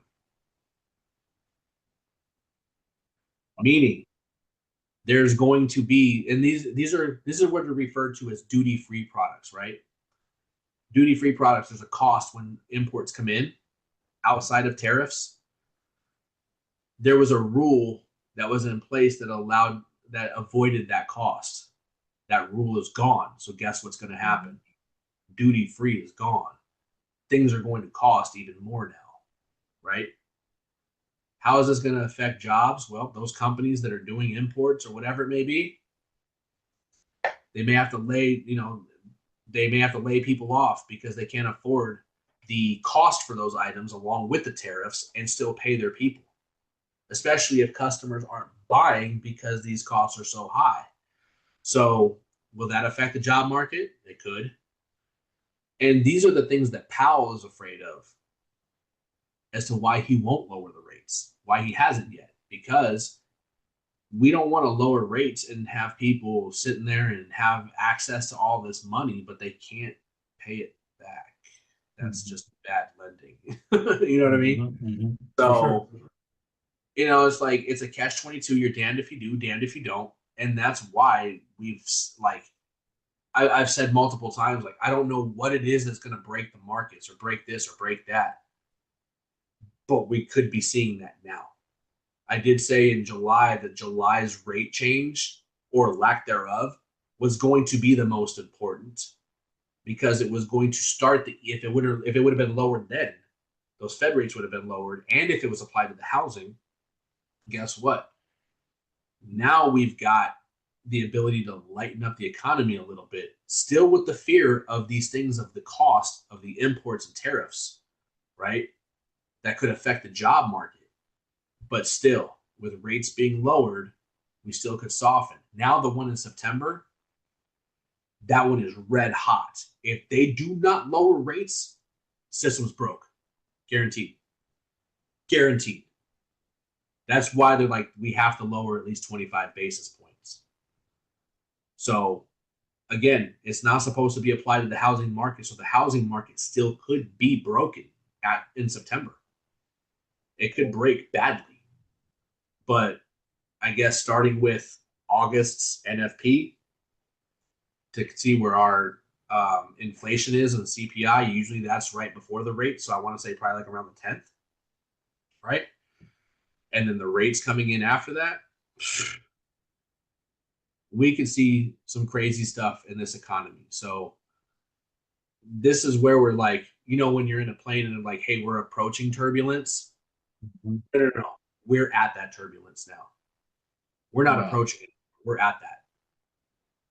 Now, Steve, I know before we started here, you said you had some questions on the housing market itself.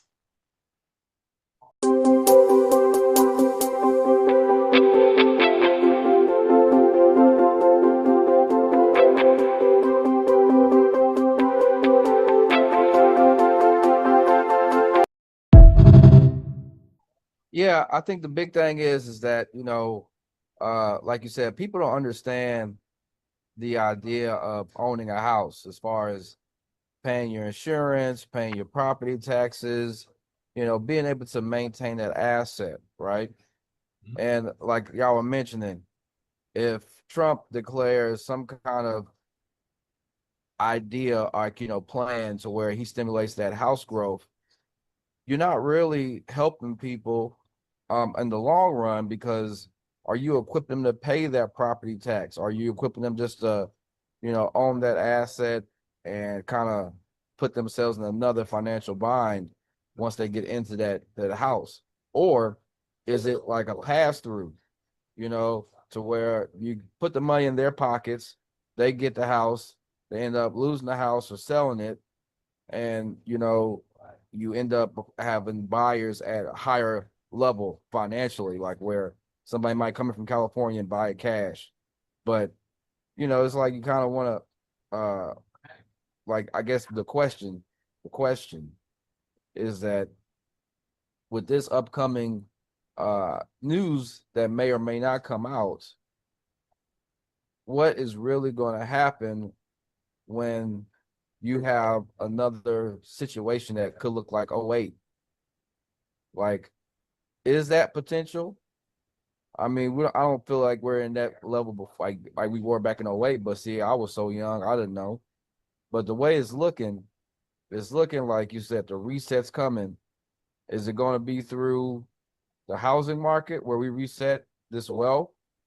Because if that's the case, then it's just gonna end up back in the same hands anyway.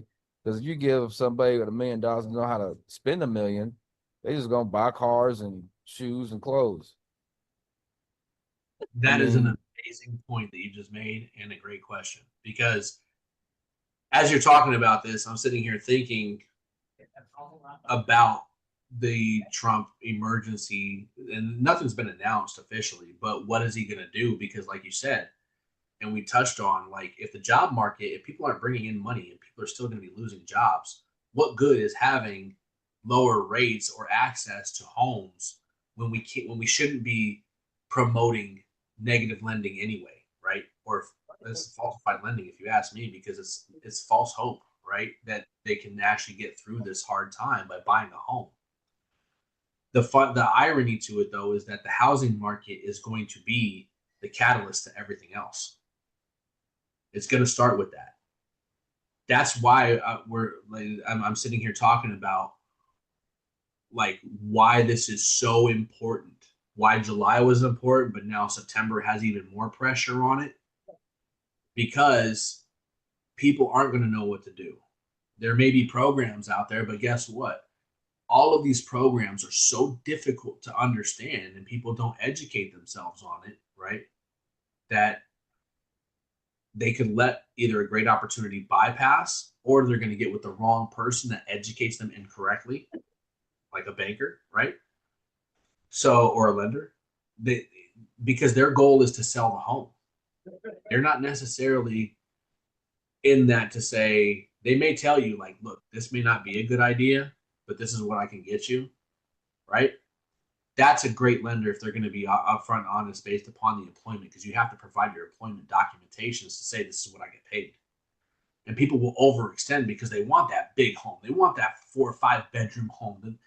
No, bro, I started off with a 3-bedroom home that was only 1,600 square feet. Granted, that's huge. Like, it's a good size home, but around me, bro, there were 4 and 5 bedroom homes that I could have had. I could have had a 5-bedroom, 4,000 square foot home, and I chose to go with the smaller one.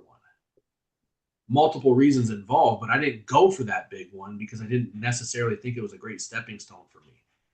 So when I was kind of like circling to your question and your point, these programs I don't think are going to be good enough, or the whatever he plans as an emergency, it's going to still possibly break, because there's nothing that he can do that's going to make the situation right, except for lowering interest rates lower than what they are right now.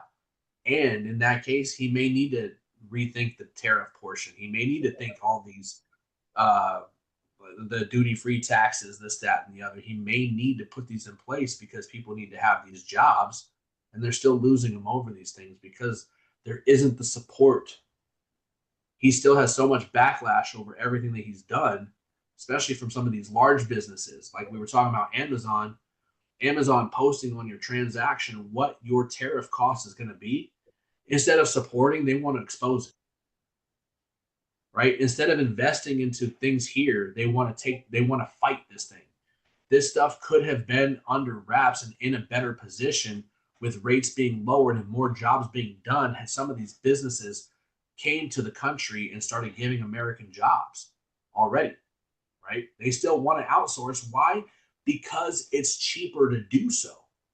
We know that it's cheaper to do so. You're going to have to spend money, and you're going to lose out on a couple $1 billion probably by investing into America and paying a livable wage here, rather than pay what's a livable wage over in Taiwan. So to wrap that portion up, as far as housing goes, and I'll get into why the housing is the catalyst, but to answer your question, none of these things are going to work. They're not. It's too late.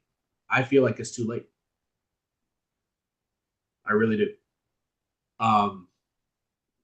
Outside of literally just giving away homes for free, that's not going to happen, right? We know that's not going to happen. But outside of that, what can you do? What can you do considering everything going on? Now, why is the housing market the catalyst for everything? Because people will do everything they can to keep that house. Of course, because their credit, right? If you were to lose If you were to have a $30,000 car be repossessed, but you have a $300,000 home foreclosed and lost, which one's going to affect you personally and your credit more? The house, right, is 10 times more than the car is valued at. And not just that, but the house is an asset where the car is a liability. So people will do any and everything mentally to keep that house as much as they can. Okay. That means selling off stock. That means selling off crypto. That means closing out investment accounts with your bank, IRAs, CDs, etc. Right?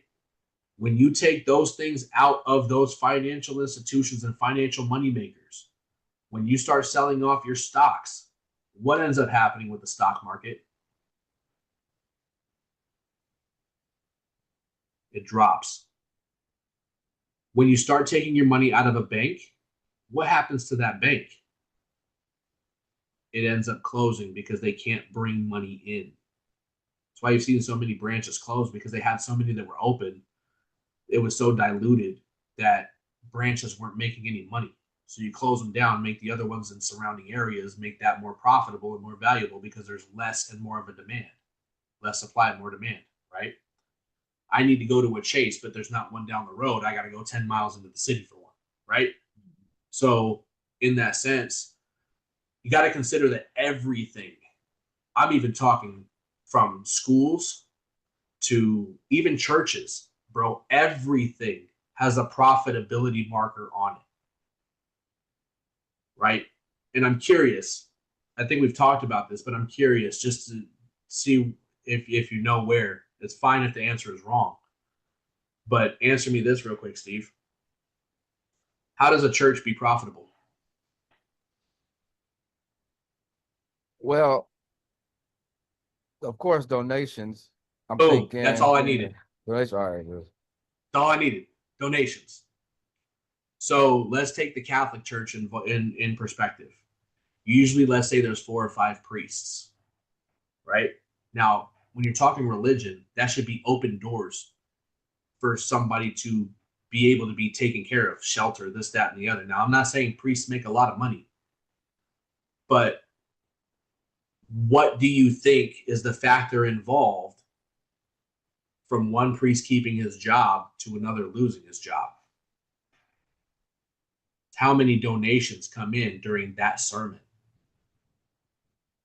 If I'm preaching, same thing with any other church. If I'm preaching or I'm giving a speech and people are in tune to this and they follow, like they love what I'm saying, more people come the next week, more people the following week. I have a following. That increases the donations. That increases the profitability to the church. So guess what? If I'm doing that and you're not, you're going to be the one that's fired and I get to keep my job. In fact, they're going to give me more work. They're going to schedule me for more sermons to be given. Does that make sense? Yeah, it makes sense to me. But yet, churches are 501c3s, which are nonprofit organizations. Talk about money laundering and a factor involved that is considered as, in my position, robbery. Because with 501c3s, you get state and federal assistance, but yet you're still dependent on the local people to pay you and bring in money into your church, right? So you're getting money 3 different ways. Hence the reason why Donald Trump wants to make all churches 501c3 exempt. They have to start reporting profits. They're just rackets at that point. Hence the reason why I don't follow religion. I'm a spiritual individual. But when you've got a dollar amount tied to what you're teaching me and what you're preaching me, that takes extreme value away from what you're telling me. Hence the reason, again, why a lot of times, I'll just throw this out there right now. This is on a live recording, right? Zay, honestly, when I'm on these calls, are you paying me to be on these calls? No, man. No. So if I'm giving you this knowledge and I'm not being paid to do it, the first question you're going to say is, damn, why do you want me to have this information? What am I There's no benefiting gain. from it if I'm not There's getting no paid? benefit. The whole podcast is a production for y'all to get information to use. Exactly. Exactly.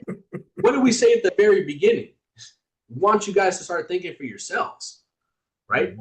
So if I'm not doing this for a paycheck involved, that's got to mean that whatever I'm trying to provide to you as passionately as I am, there is some value to it.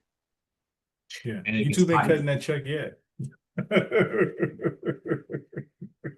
So I don't know, like, I know that was a very diluted answer, and I know I went kind of off track a little bit, but as far as your direct question, Steve, with the programs, I think you're on the right track, and my position would actually say that none of these programs are going to work.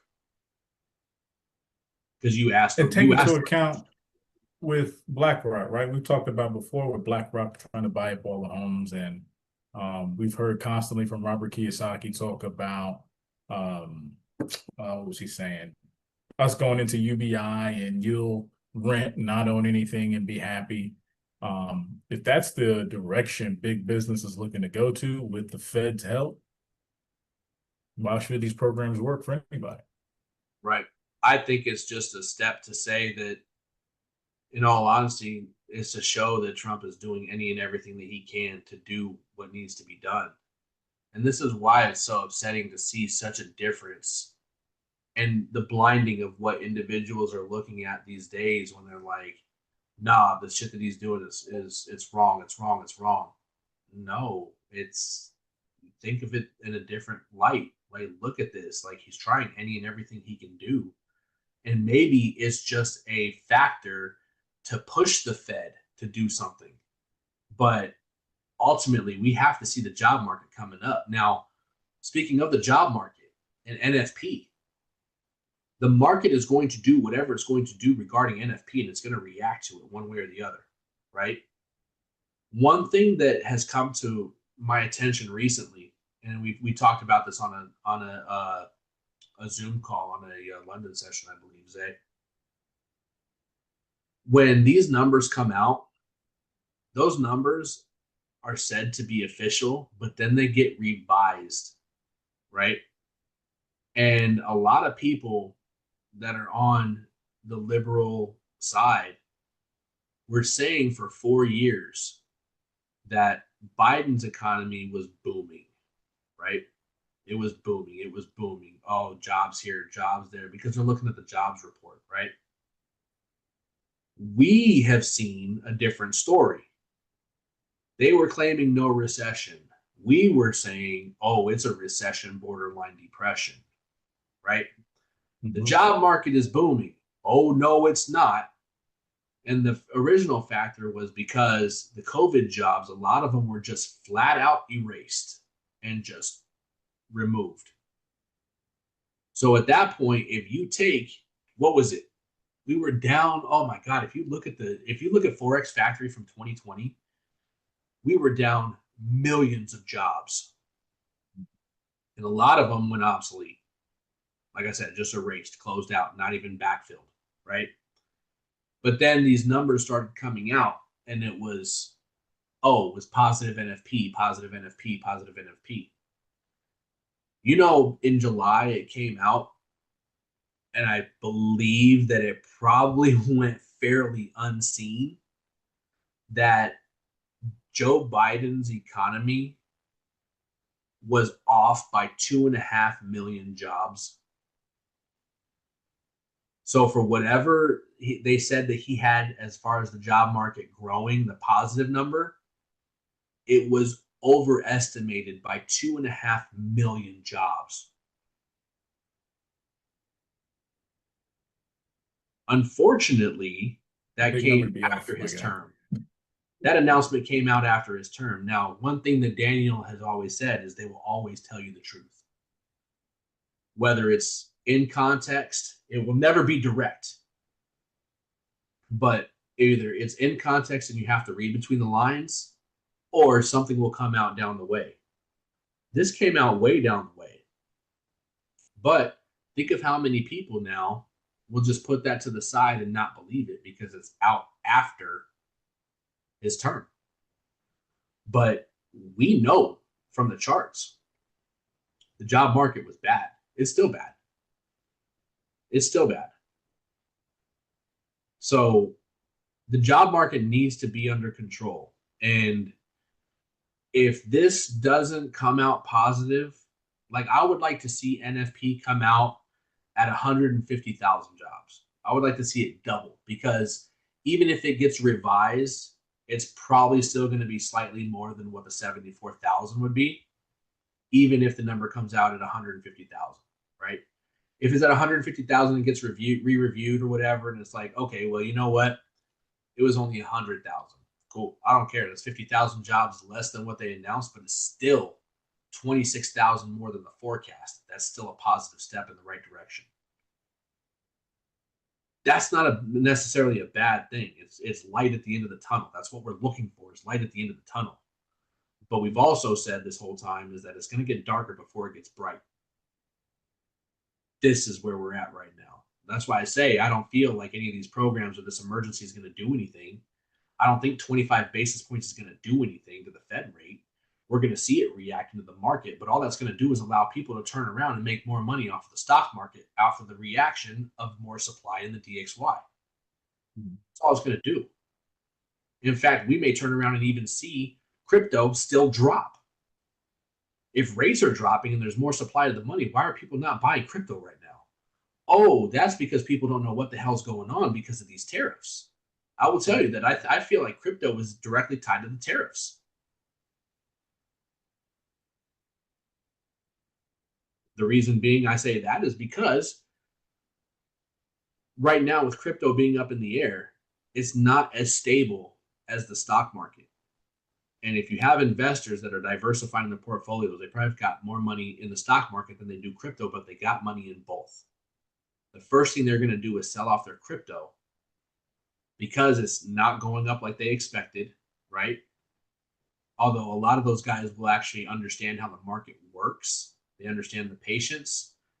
And also, if they sell off what they have, they can twice benefit by getting all the money that they have now, utilizing it and putting it into the stock market, driving the crypto market down, rebuying at a lower price because the stock market's gone up. What does it mean when you take 10,000 out of your crypto account, put 10,000 into the stock market, it skyrockets, crypto drops.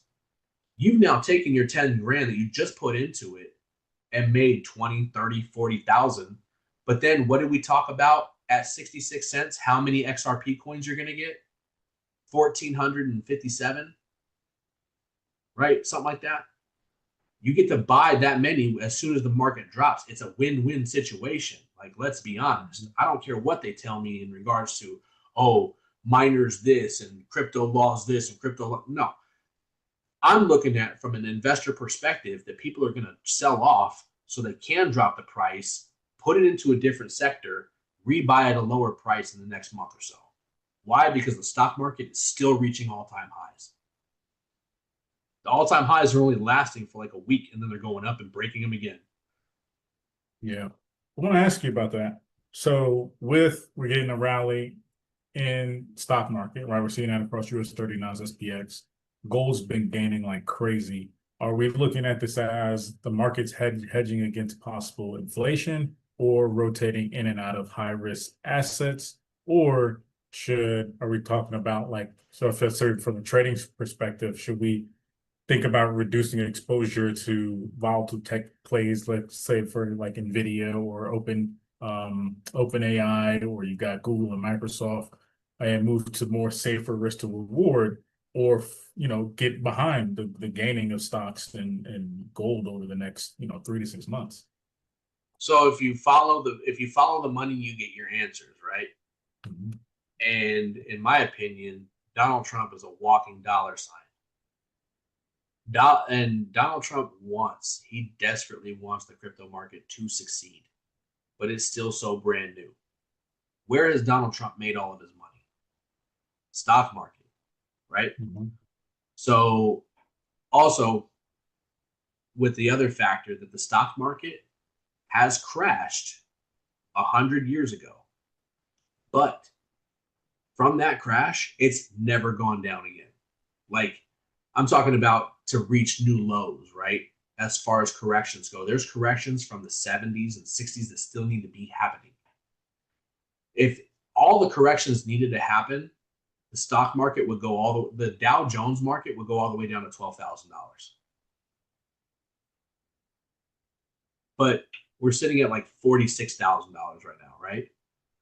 So if the Dow market dropped from 46,000 down to 12, what's going to happen? What do you think is going to happen? The world is going to break. So it can't go down that far. Does it need to go down and do COVIDs? Yes, it does. And that's at 18,000. But even if you took the stock market and went from 46,000 down to 18,000, that is also going to break the world, right? Because all these companies are investing into it. And if all these companies lose that stock support, you're going to see a lot of public companies shutting down. It's just the way it's going to be because they don't have that support from the stock side of it, right? So the stock market is actually a lot more secure than what people feel like. They just need to know when to enter. That's the problem. People enter at a high and they go by when it needs to turn around and drop, right? So the stock market will forever go up. Gold is as a safe haven. Now, I feel like gold has gone up because gold was actually recently in the news. And this is a great sign for the gold standard. Did you see what happened in Florida? I feel like I did. I can't remember what it was though. Yeah. Gold and silver are legitimate currency options now. Yes. Yeah. Remember that. Right. So now there is a need for gold, right? So right now, crypto is the odd one out. And as far as what you're talking about with the tech side of it, tech has been booming, bro, but it needs to correct as well. So we see in the patterns where usually S&P 500 and the Dow market will usually work together, and Nas doing the opposite, right? Well, if we're going to continue to see that pattern play out, we're going to see a correction. I've actually had a few financial individuals tell me that the tech market is going to be the next one to drop and drop badly. So, which we see, I mean, we've identified some places where Nas 100 needs to make some moves back down to, for sure. Right, yeah. Right. But we've also identified for US 30, Dow Jones market. We've also SPX and S&P 500, right? We've also seen those. But the difference that we're seeing right now is I feel like from a percentage perspective, the NASDAQ has dropped further than both of the other two combined. Mm-hmm. Just over the past, 3 weeks. Nas is not making new highs right now. The Dow is. In fact, the last high that was there was in August. It created a wick and it went to 24,067. Right now, it's sitting at 23,400.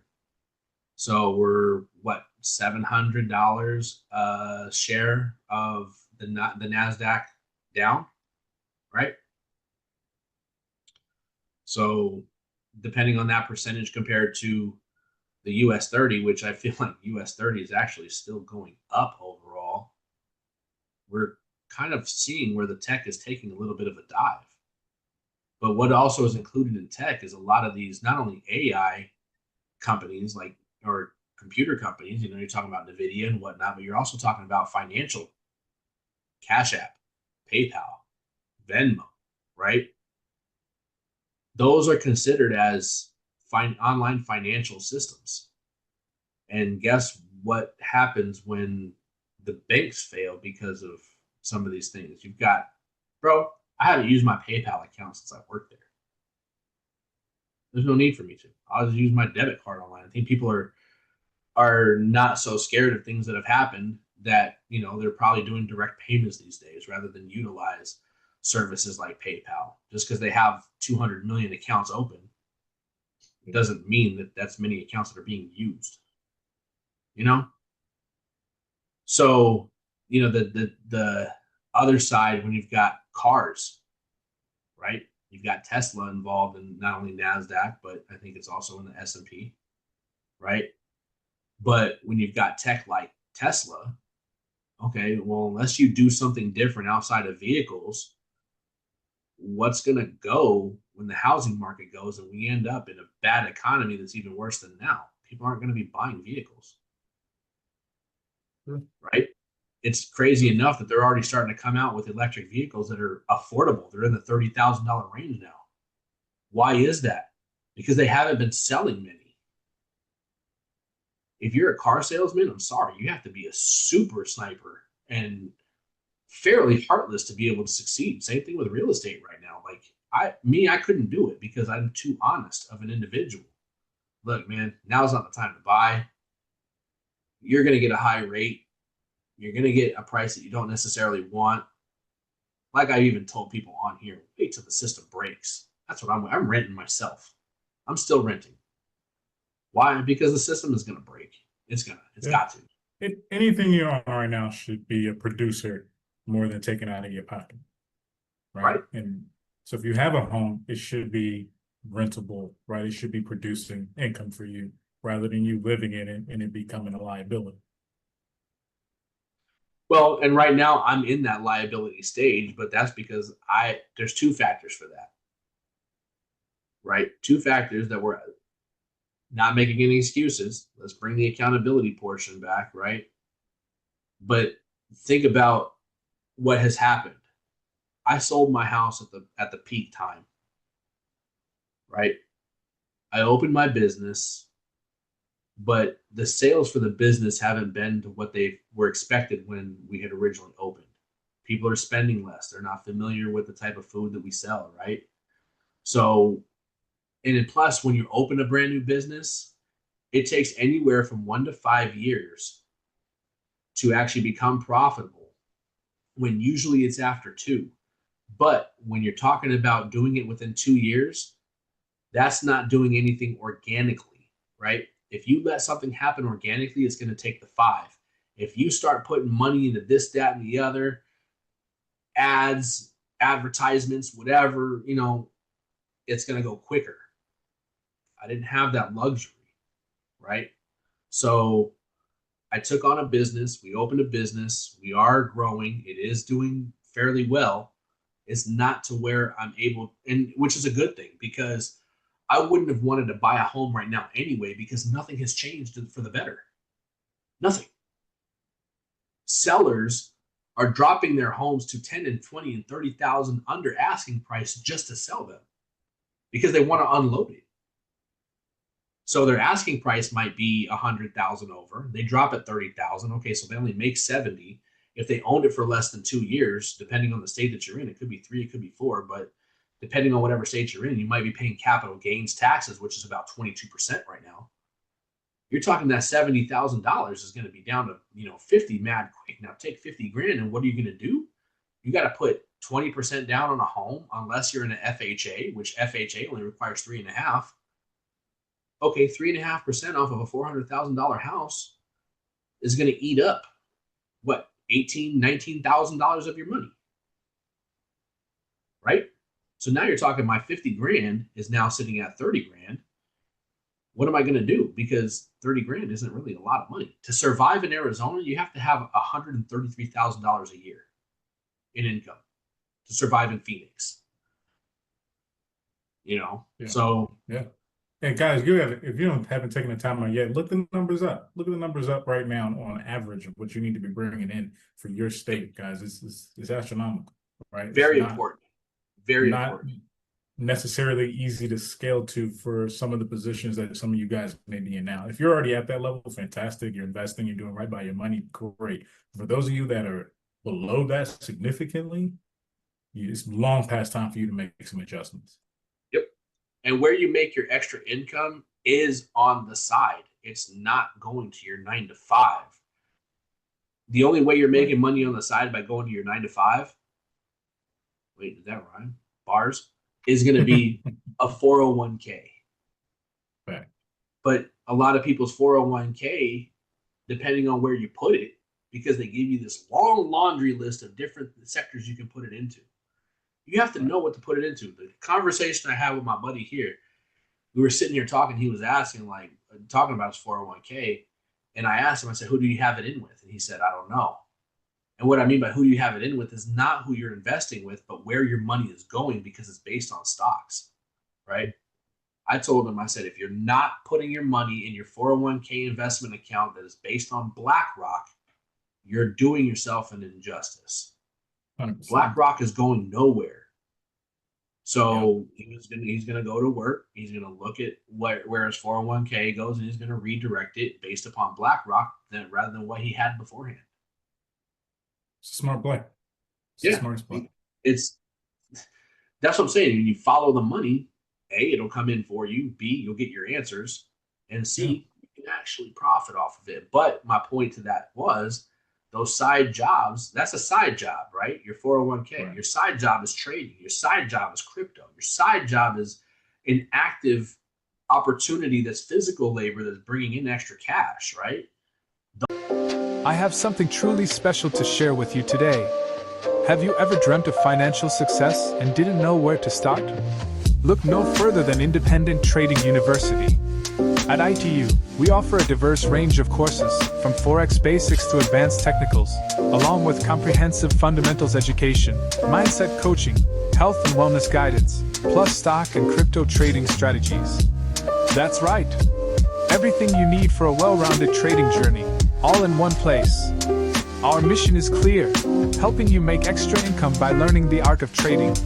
Join us today at solo.to/independent-trading-guru and take advantage of an exclusive pre-sale. $50 for undergrad students looking to trade part-time, and just $75 for career traders ready to dive in full-time. With ITU, you'll master the art of making consistent income from the markets. This is your chance to start building a brighter financial future. Are you ready to transform your trading game and take control of your financial future?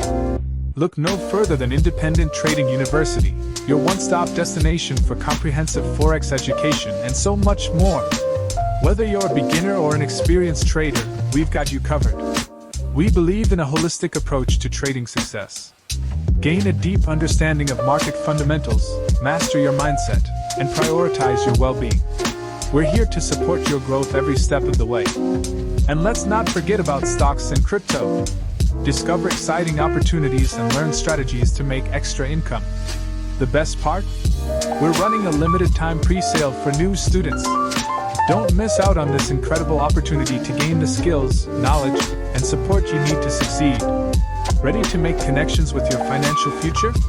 Visit our website at solo.to/independent-trading-guru to secure your spot in our pre-sale today. Independent Trading University, where trading dreams become reality. It's time to start your journey to financial freedom. Don't wait. Visit solo.to/independent-trading-guru now. Those are where you're going to get ahead in life. And I wish I'd have known that when I was 16, 17 years old. Oh man. I'm There's lots of 42 people right that I've listened to that are, very, very successful. We're talking 7-10-figure earners. And the baseline is, dude, if you're not doing 60 to 80 hours a week, you're wrong. As a male, if you're not doing 60, 80 hours a week, you're wrong. But that's not 60 to 80 hours in a 9 to 5 job. Not in the 9 to 5, right? Those extra hours need to come from something you're working outside of that 9 to 5. Exactly. And it's going to take sacrifice, and a lot of people aren't willing to make the sacrifice needed. Sleep, all of that. Even people, you can tell the hip hop realm, right? I grew up a lot around hip hop, so seeing those guys work their jobs, and then what are they doing all night in the studio till 3, 4, 5 in the morning? That's the level of effort and work we're talking about across the board. Whatever endeavor you do, it's those extra hours you put in. Yep. Exactly. And then, like, the more work you do, granted, you're going to dilute the market itself. But let's take that for example. Why is Tory Lanez so successful? Them extra hours. That man put out a lot of music. Yeah. And not just that, but he was smart enough and followed the economy where he did something. What was it? He made his masters available to buy via Bitcoin. Yep. He And did now, that. 50 did that too, I think, for something. like, it's crazy, bro. Like, Yeah. if you can adjust to this, where like you don't necessarily need an A&R to get you signed to a major label, which major labels are dead these days. Let's be honest. It's independent marketing. It's independent work that gets these artists paid these days. Mm-hmm. They've adjusted. It's not buying a CD at Best Buy anymore. It's putting your money on Spotify. It's $15 a month for a family plan, right? Or Tidal, whatever you're going to use, right? Yep. I feel like Spotify is the number one in the market right now. So you see some of these individuals who's, speaking of the music realm, who, there's an artist I have in mind. I'm not sure if you listen to him, Zay, but he plays this shit so perfectly. He's independent. He drops like one song every couple of weeks. Any idea who it is? Independent. Drop every few weeks. Nah, I got nobody in mind. Russ. Really? Yep. Okay. Go look at Russ's. Do you have Spotify still, or no? Or do you just have Tidal? Spotify. Nobody uses Spotify. You know I got Tidal. All right, fine. You know what? I use Spotify. I'm going to share my screen. I want you to see this. My Spotify doesn't work. Oh yeah, it does. Well, let me see. About to say, man, we my, don't got those problems over here. I searched my. I don't know why. Oh, there we go. Well, hey guys, real quick, I'm about to hop off, man. I gotta I'm about to go to the house, check For on. sure. You got any last minute questions? Well, I mean, for the most part, you know, just like I was mentioning in previous conversations, you know, it's about being in survival mode for me. You know, once I got out of survival mode, then, you know, able to like focus on what's important. But I mean, you know, like I said, it's a lifetime thing, man. Sometimes it's rough, but getting back on the horse. But I mean, I mean, I mean, I don't know, man. It's a lot to kind of soak in, but it's all I can do right now is just focus on myself. Right now, I'm just focused on getting my credit right, focus on getting rid of my bad debt, and you know, getting ready for that eventual moment to purchase another piece of property. But I mean, man, like at this point, I mean, like I can't consume myself too much going on in the world. I gotta lock in, just focus on my own thing, and you Right. know, No, guys, that's all I can do. if you can take this information, and this isn't to discourage you all, this is to give you one, what does the broad scale look like? Because every decision you're going to make from now on is going to put you in a position, you know, 5-10 years from now. So you want that position to be the best possible based on the work ethic you're doing now, right? So if you are, like Steve is saying, I'm going to position myself to get some property, some type of ownership that can produce for me. Most definitely. I'm going to continue to grow my trading skill set. I'm going to pay attention to the things that are important to position myself financially so that, yeah, you're right. My credit's cleared up. I can, you know, get more properties. I can, you know, grow as my trading aspect, have that as another resource of income coming in. I can invest with others, right? We can come together on different investments. I can position myself in the stock market appropriately. Right. If you get that work out the way now, and don't get me wrong, it's not easy, right? It's just going to be some trials and tribulations getting it done. But what's the alternative? To not do any of it at all? And then who knows what position you'll be in. And I love listening. One big person I like to listen to all the time is Jim Rohn, right? Design. You got to design what it looks like for you 5 to 10 years from now, or you'll end up anywhere, or you'll allow somebody else to design that life for you. So if you're going to do anything on a day-to-day aspect, it's going to be taking one thing at a time, right? Mastering one level at a time. And this time of day, I work on my 9 to 5. This time of day, I work on my real estate plan. So in this time of day, I work on, you know, my trading and whatnot. And you just do that repeatedly, right? You're building the habits now that are going to set you up for later. Yes, sir. And that's what's going to make the major difference. But don't feel overwhelmed. It's a lot, guys. We're getting hit with a lot of this generation. Understand this. We were not set up to win in reality, right? A lot of what has happened over the last 30, 40, 50 years helped supported a group of people, a generation of people. But as far as what we're going to be running into with losing all of these government benefits that normally would be there, not having access to certain things, having to build business where we didn't have that education to have business before, being an entrepreneur, being, self-sufficient. We've got to learn that, right? We thought we were also going to come in, do our 20 years and retire just like everybody else. It ain't going to be like that. It's not. So that is why I mentioned everything that I did at the beginning. That long ass information that I had dropped, what we talked about, that whole first hour. I think we've been on it for like 2 hours. yeah, Bro, like that first hour or so. That's why I want people to get involved in thinking differently than what has happened. You know what I'm saying? Because it's very important for that. The game has changed. And if you're a real hustler, if you're a real go-getter, you're going to do what's necessary to make the adjustments. You're going to step up to the plate and play to win. You're going to take the L's as lessons. You're going to learn and you're going to grow. But there's going to be many people who don't. But can't say that you don't know. You can't say the information was given to you right here, well in advance. It's not like we haven't talked about some of this before. Even if they do UBI, if you've taken the time to educate yourself, when that check come in from UBI, you'll know what to do with it to make yourself succeed. Yep. You'll develop the skill set by that point. And that's what it's all about, is having a skill set. I don't care if you're doing YouTube, if you try to be a gamer.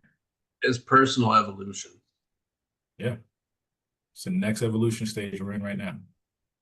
So you mentioned, like, real quick, Steve, and then if you want to hop off, you can hop off.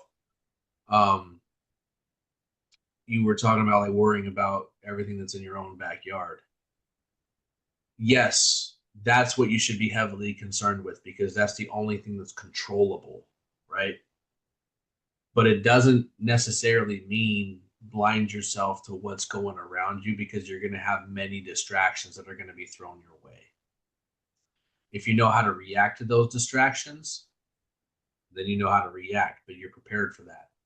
If you completely ignore it, you're not going to be prepared, and it could throw you off. And then at that point, you start second guessing yourself.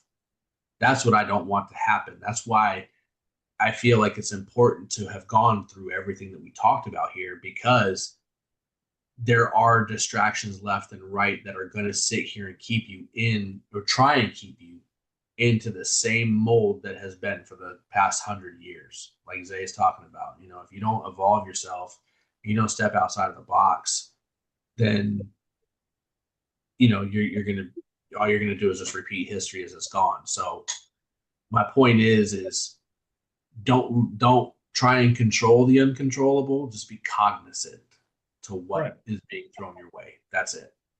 That's it. Yeah. Be aware of its effects on your life and what you need to do. And, if you're in your 20s, 30s, and 40s and you're healthy, you've got, your mind, you've got the ability to use every limb, there's no excuse for you not to be running your marathon, right? Your unique dream and aspiration that you're after should be your focus. There's no excuse at this point. Most people have access to the same information as far as being able to use ChatGPT or get information about trading economics. We're in the information age. There's no excuse for you to not be able to put together a plan for your success, but you got to go all in, dog. You got to go all in, whatever it is, right? So I knew dude, I wish I could go back some days where I was sitting in the military and just distracted, aimlessly scrolling social media and getting called to work another jet or take another TDY deployment. Things were just that simple, right? And I was just going to ride the coattails of the military for 20 years. But while I was in there, I realized that wasn't enough. And when you come back out here, you see how much people have gotten done over the years and perpetuated their lives to another level. Oh, you gotta throw the boots on and run. It's time to get after it. It's time to go really hard on whatever you're gonna do next, and hold yourself like we start. I mean, dude, I might as well just name the episode accountability, Because at the end of the day, that's what it's all about. Take Yeah. full accountability and ownership of what you do next, and then go in with the highest enthusiasm every day. That's the thing about success is at the end of the day, all it is keeping that same enthusiasm day after day, no matter the endeavor, no matter the loss, and being able to bounce back every time. And that's what's gonna make you great, you know. So I'm not gonna hold everybody up. Mike, we'll talk that music stuff on our time, but Yeah. appreciate your time as always, bro. This is very informative. We're gonna get into more later episodes for sure. If you guys are watching this, I hope it's been informative to you. I hope it's helped. Comment, give us some feedback, right? Talk, ask questions. We want to get your take on what was discussed here today, and because it's going to be important. Each one teach one. Each one can help each other and bring information from different areas and different backgrounds of life. So please stay tapped in. Again, Mike, thank you for your time. Steve, thanks for tapping in, man. It's always great to have a student, give that feedback. Appreciate it, brother. Sure, no problem. For sure. All right, guys, look, we're going to call it close on this episode. Thanks again for everybody tuning in. Again, like, comment, subscribe. We got more coming for you. We're going to have episodes I talked about in the first episode with Daniel coming through. I want to do a mindset coach session with Daniel so you guys can just see. I want to give a little bit of background of what I've dealt with and how that's helped me and what challenges came with the battles that I've gone through. And I want to do that live with Daniel on an episode. So we're going to have that discussion, and it's going to be great. I think this is going to be a great end of year for a lot of people. We've had crazy milestones broken this year for traders, and I want to keep you guys pushing, man, to the next level. Let's make it through for the holidays and you can see some payouts for real. I'm with that. I just want people to see money in their account, have some sense of security, knowing that they're okay, and the gratification, right, of deciding to step outside the box, make some choices on your own, and see how it actually changes your life for the positive. Even when it comes to trading, you're going to start to flourish, period. Like, it's actually taking and owning your life at that point. Mm-hmm. And that's more important now more than ever. So, hey, that's it. We're going to wrap it up. Appreciate everybody coming through, and I'll catch y'all in the next one. Sounds good.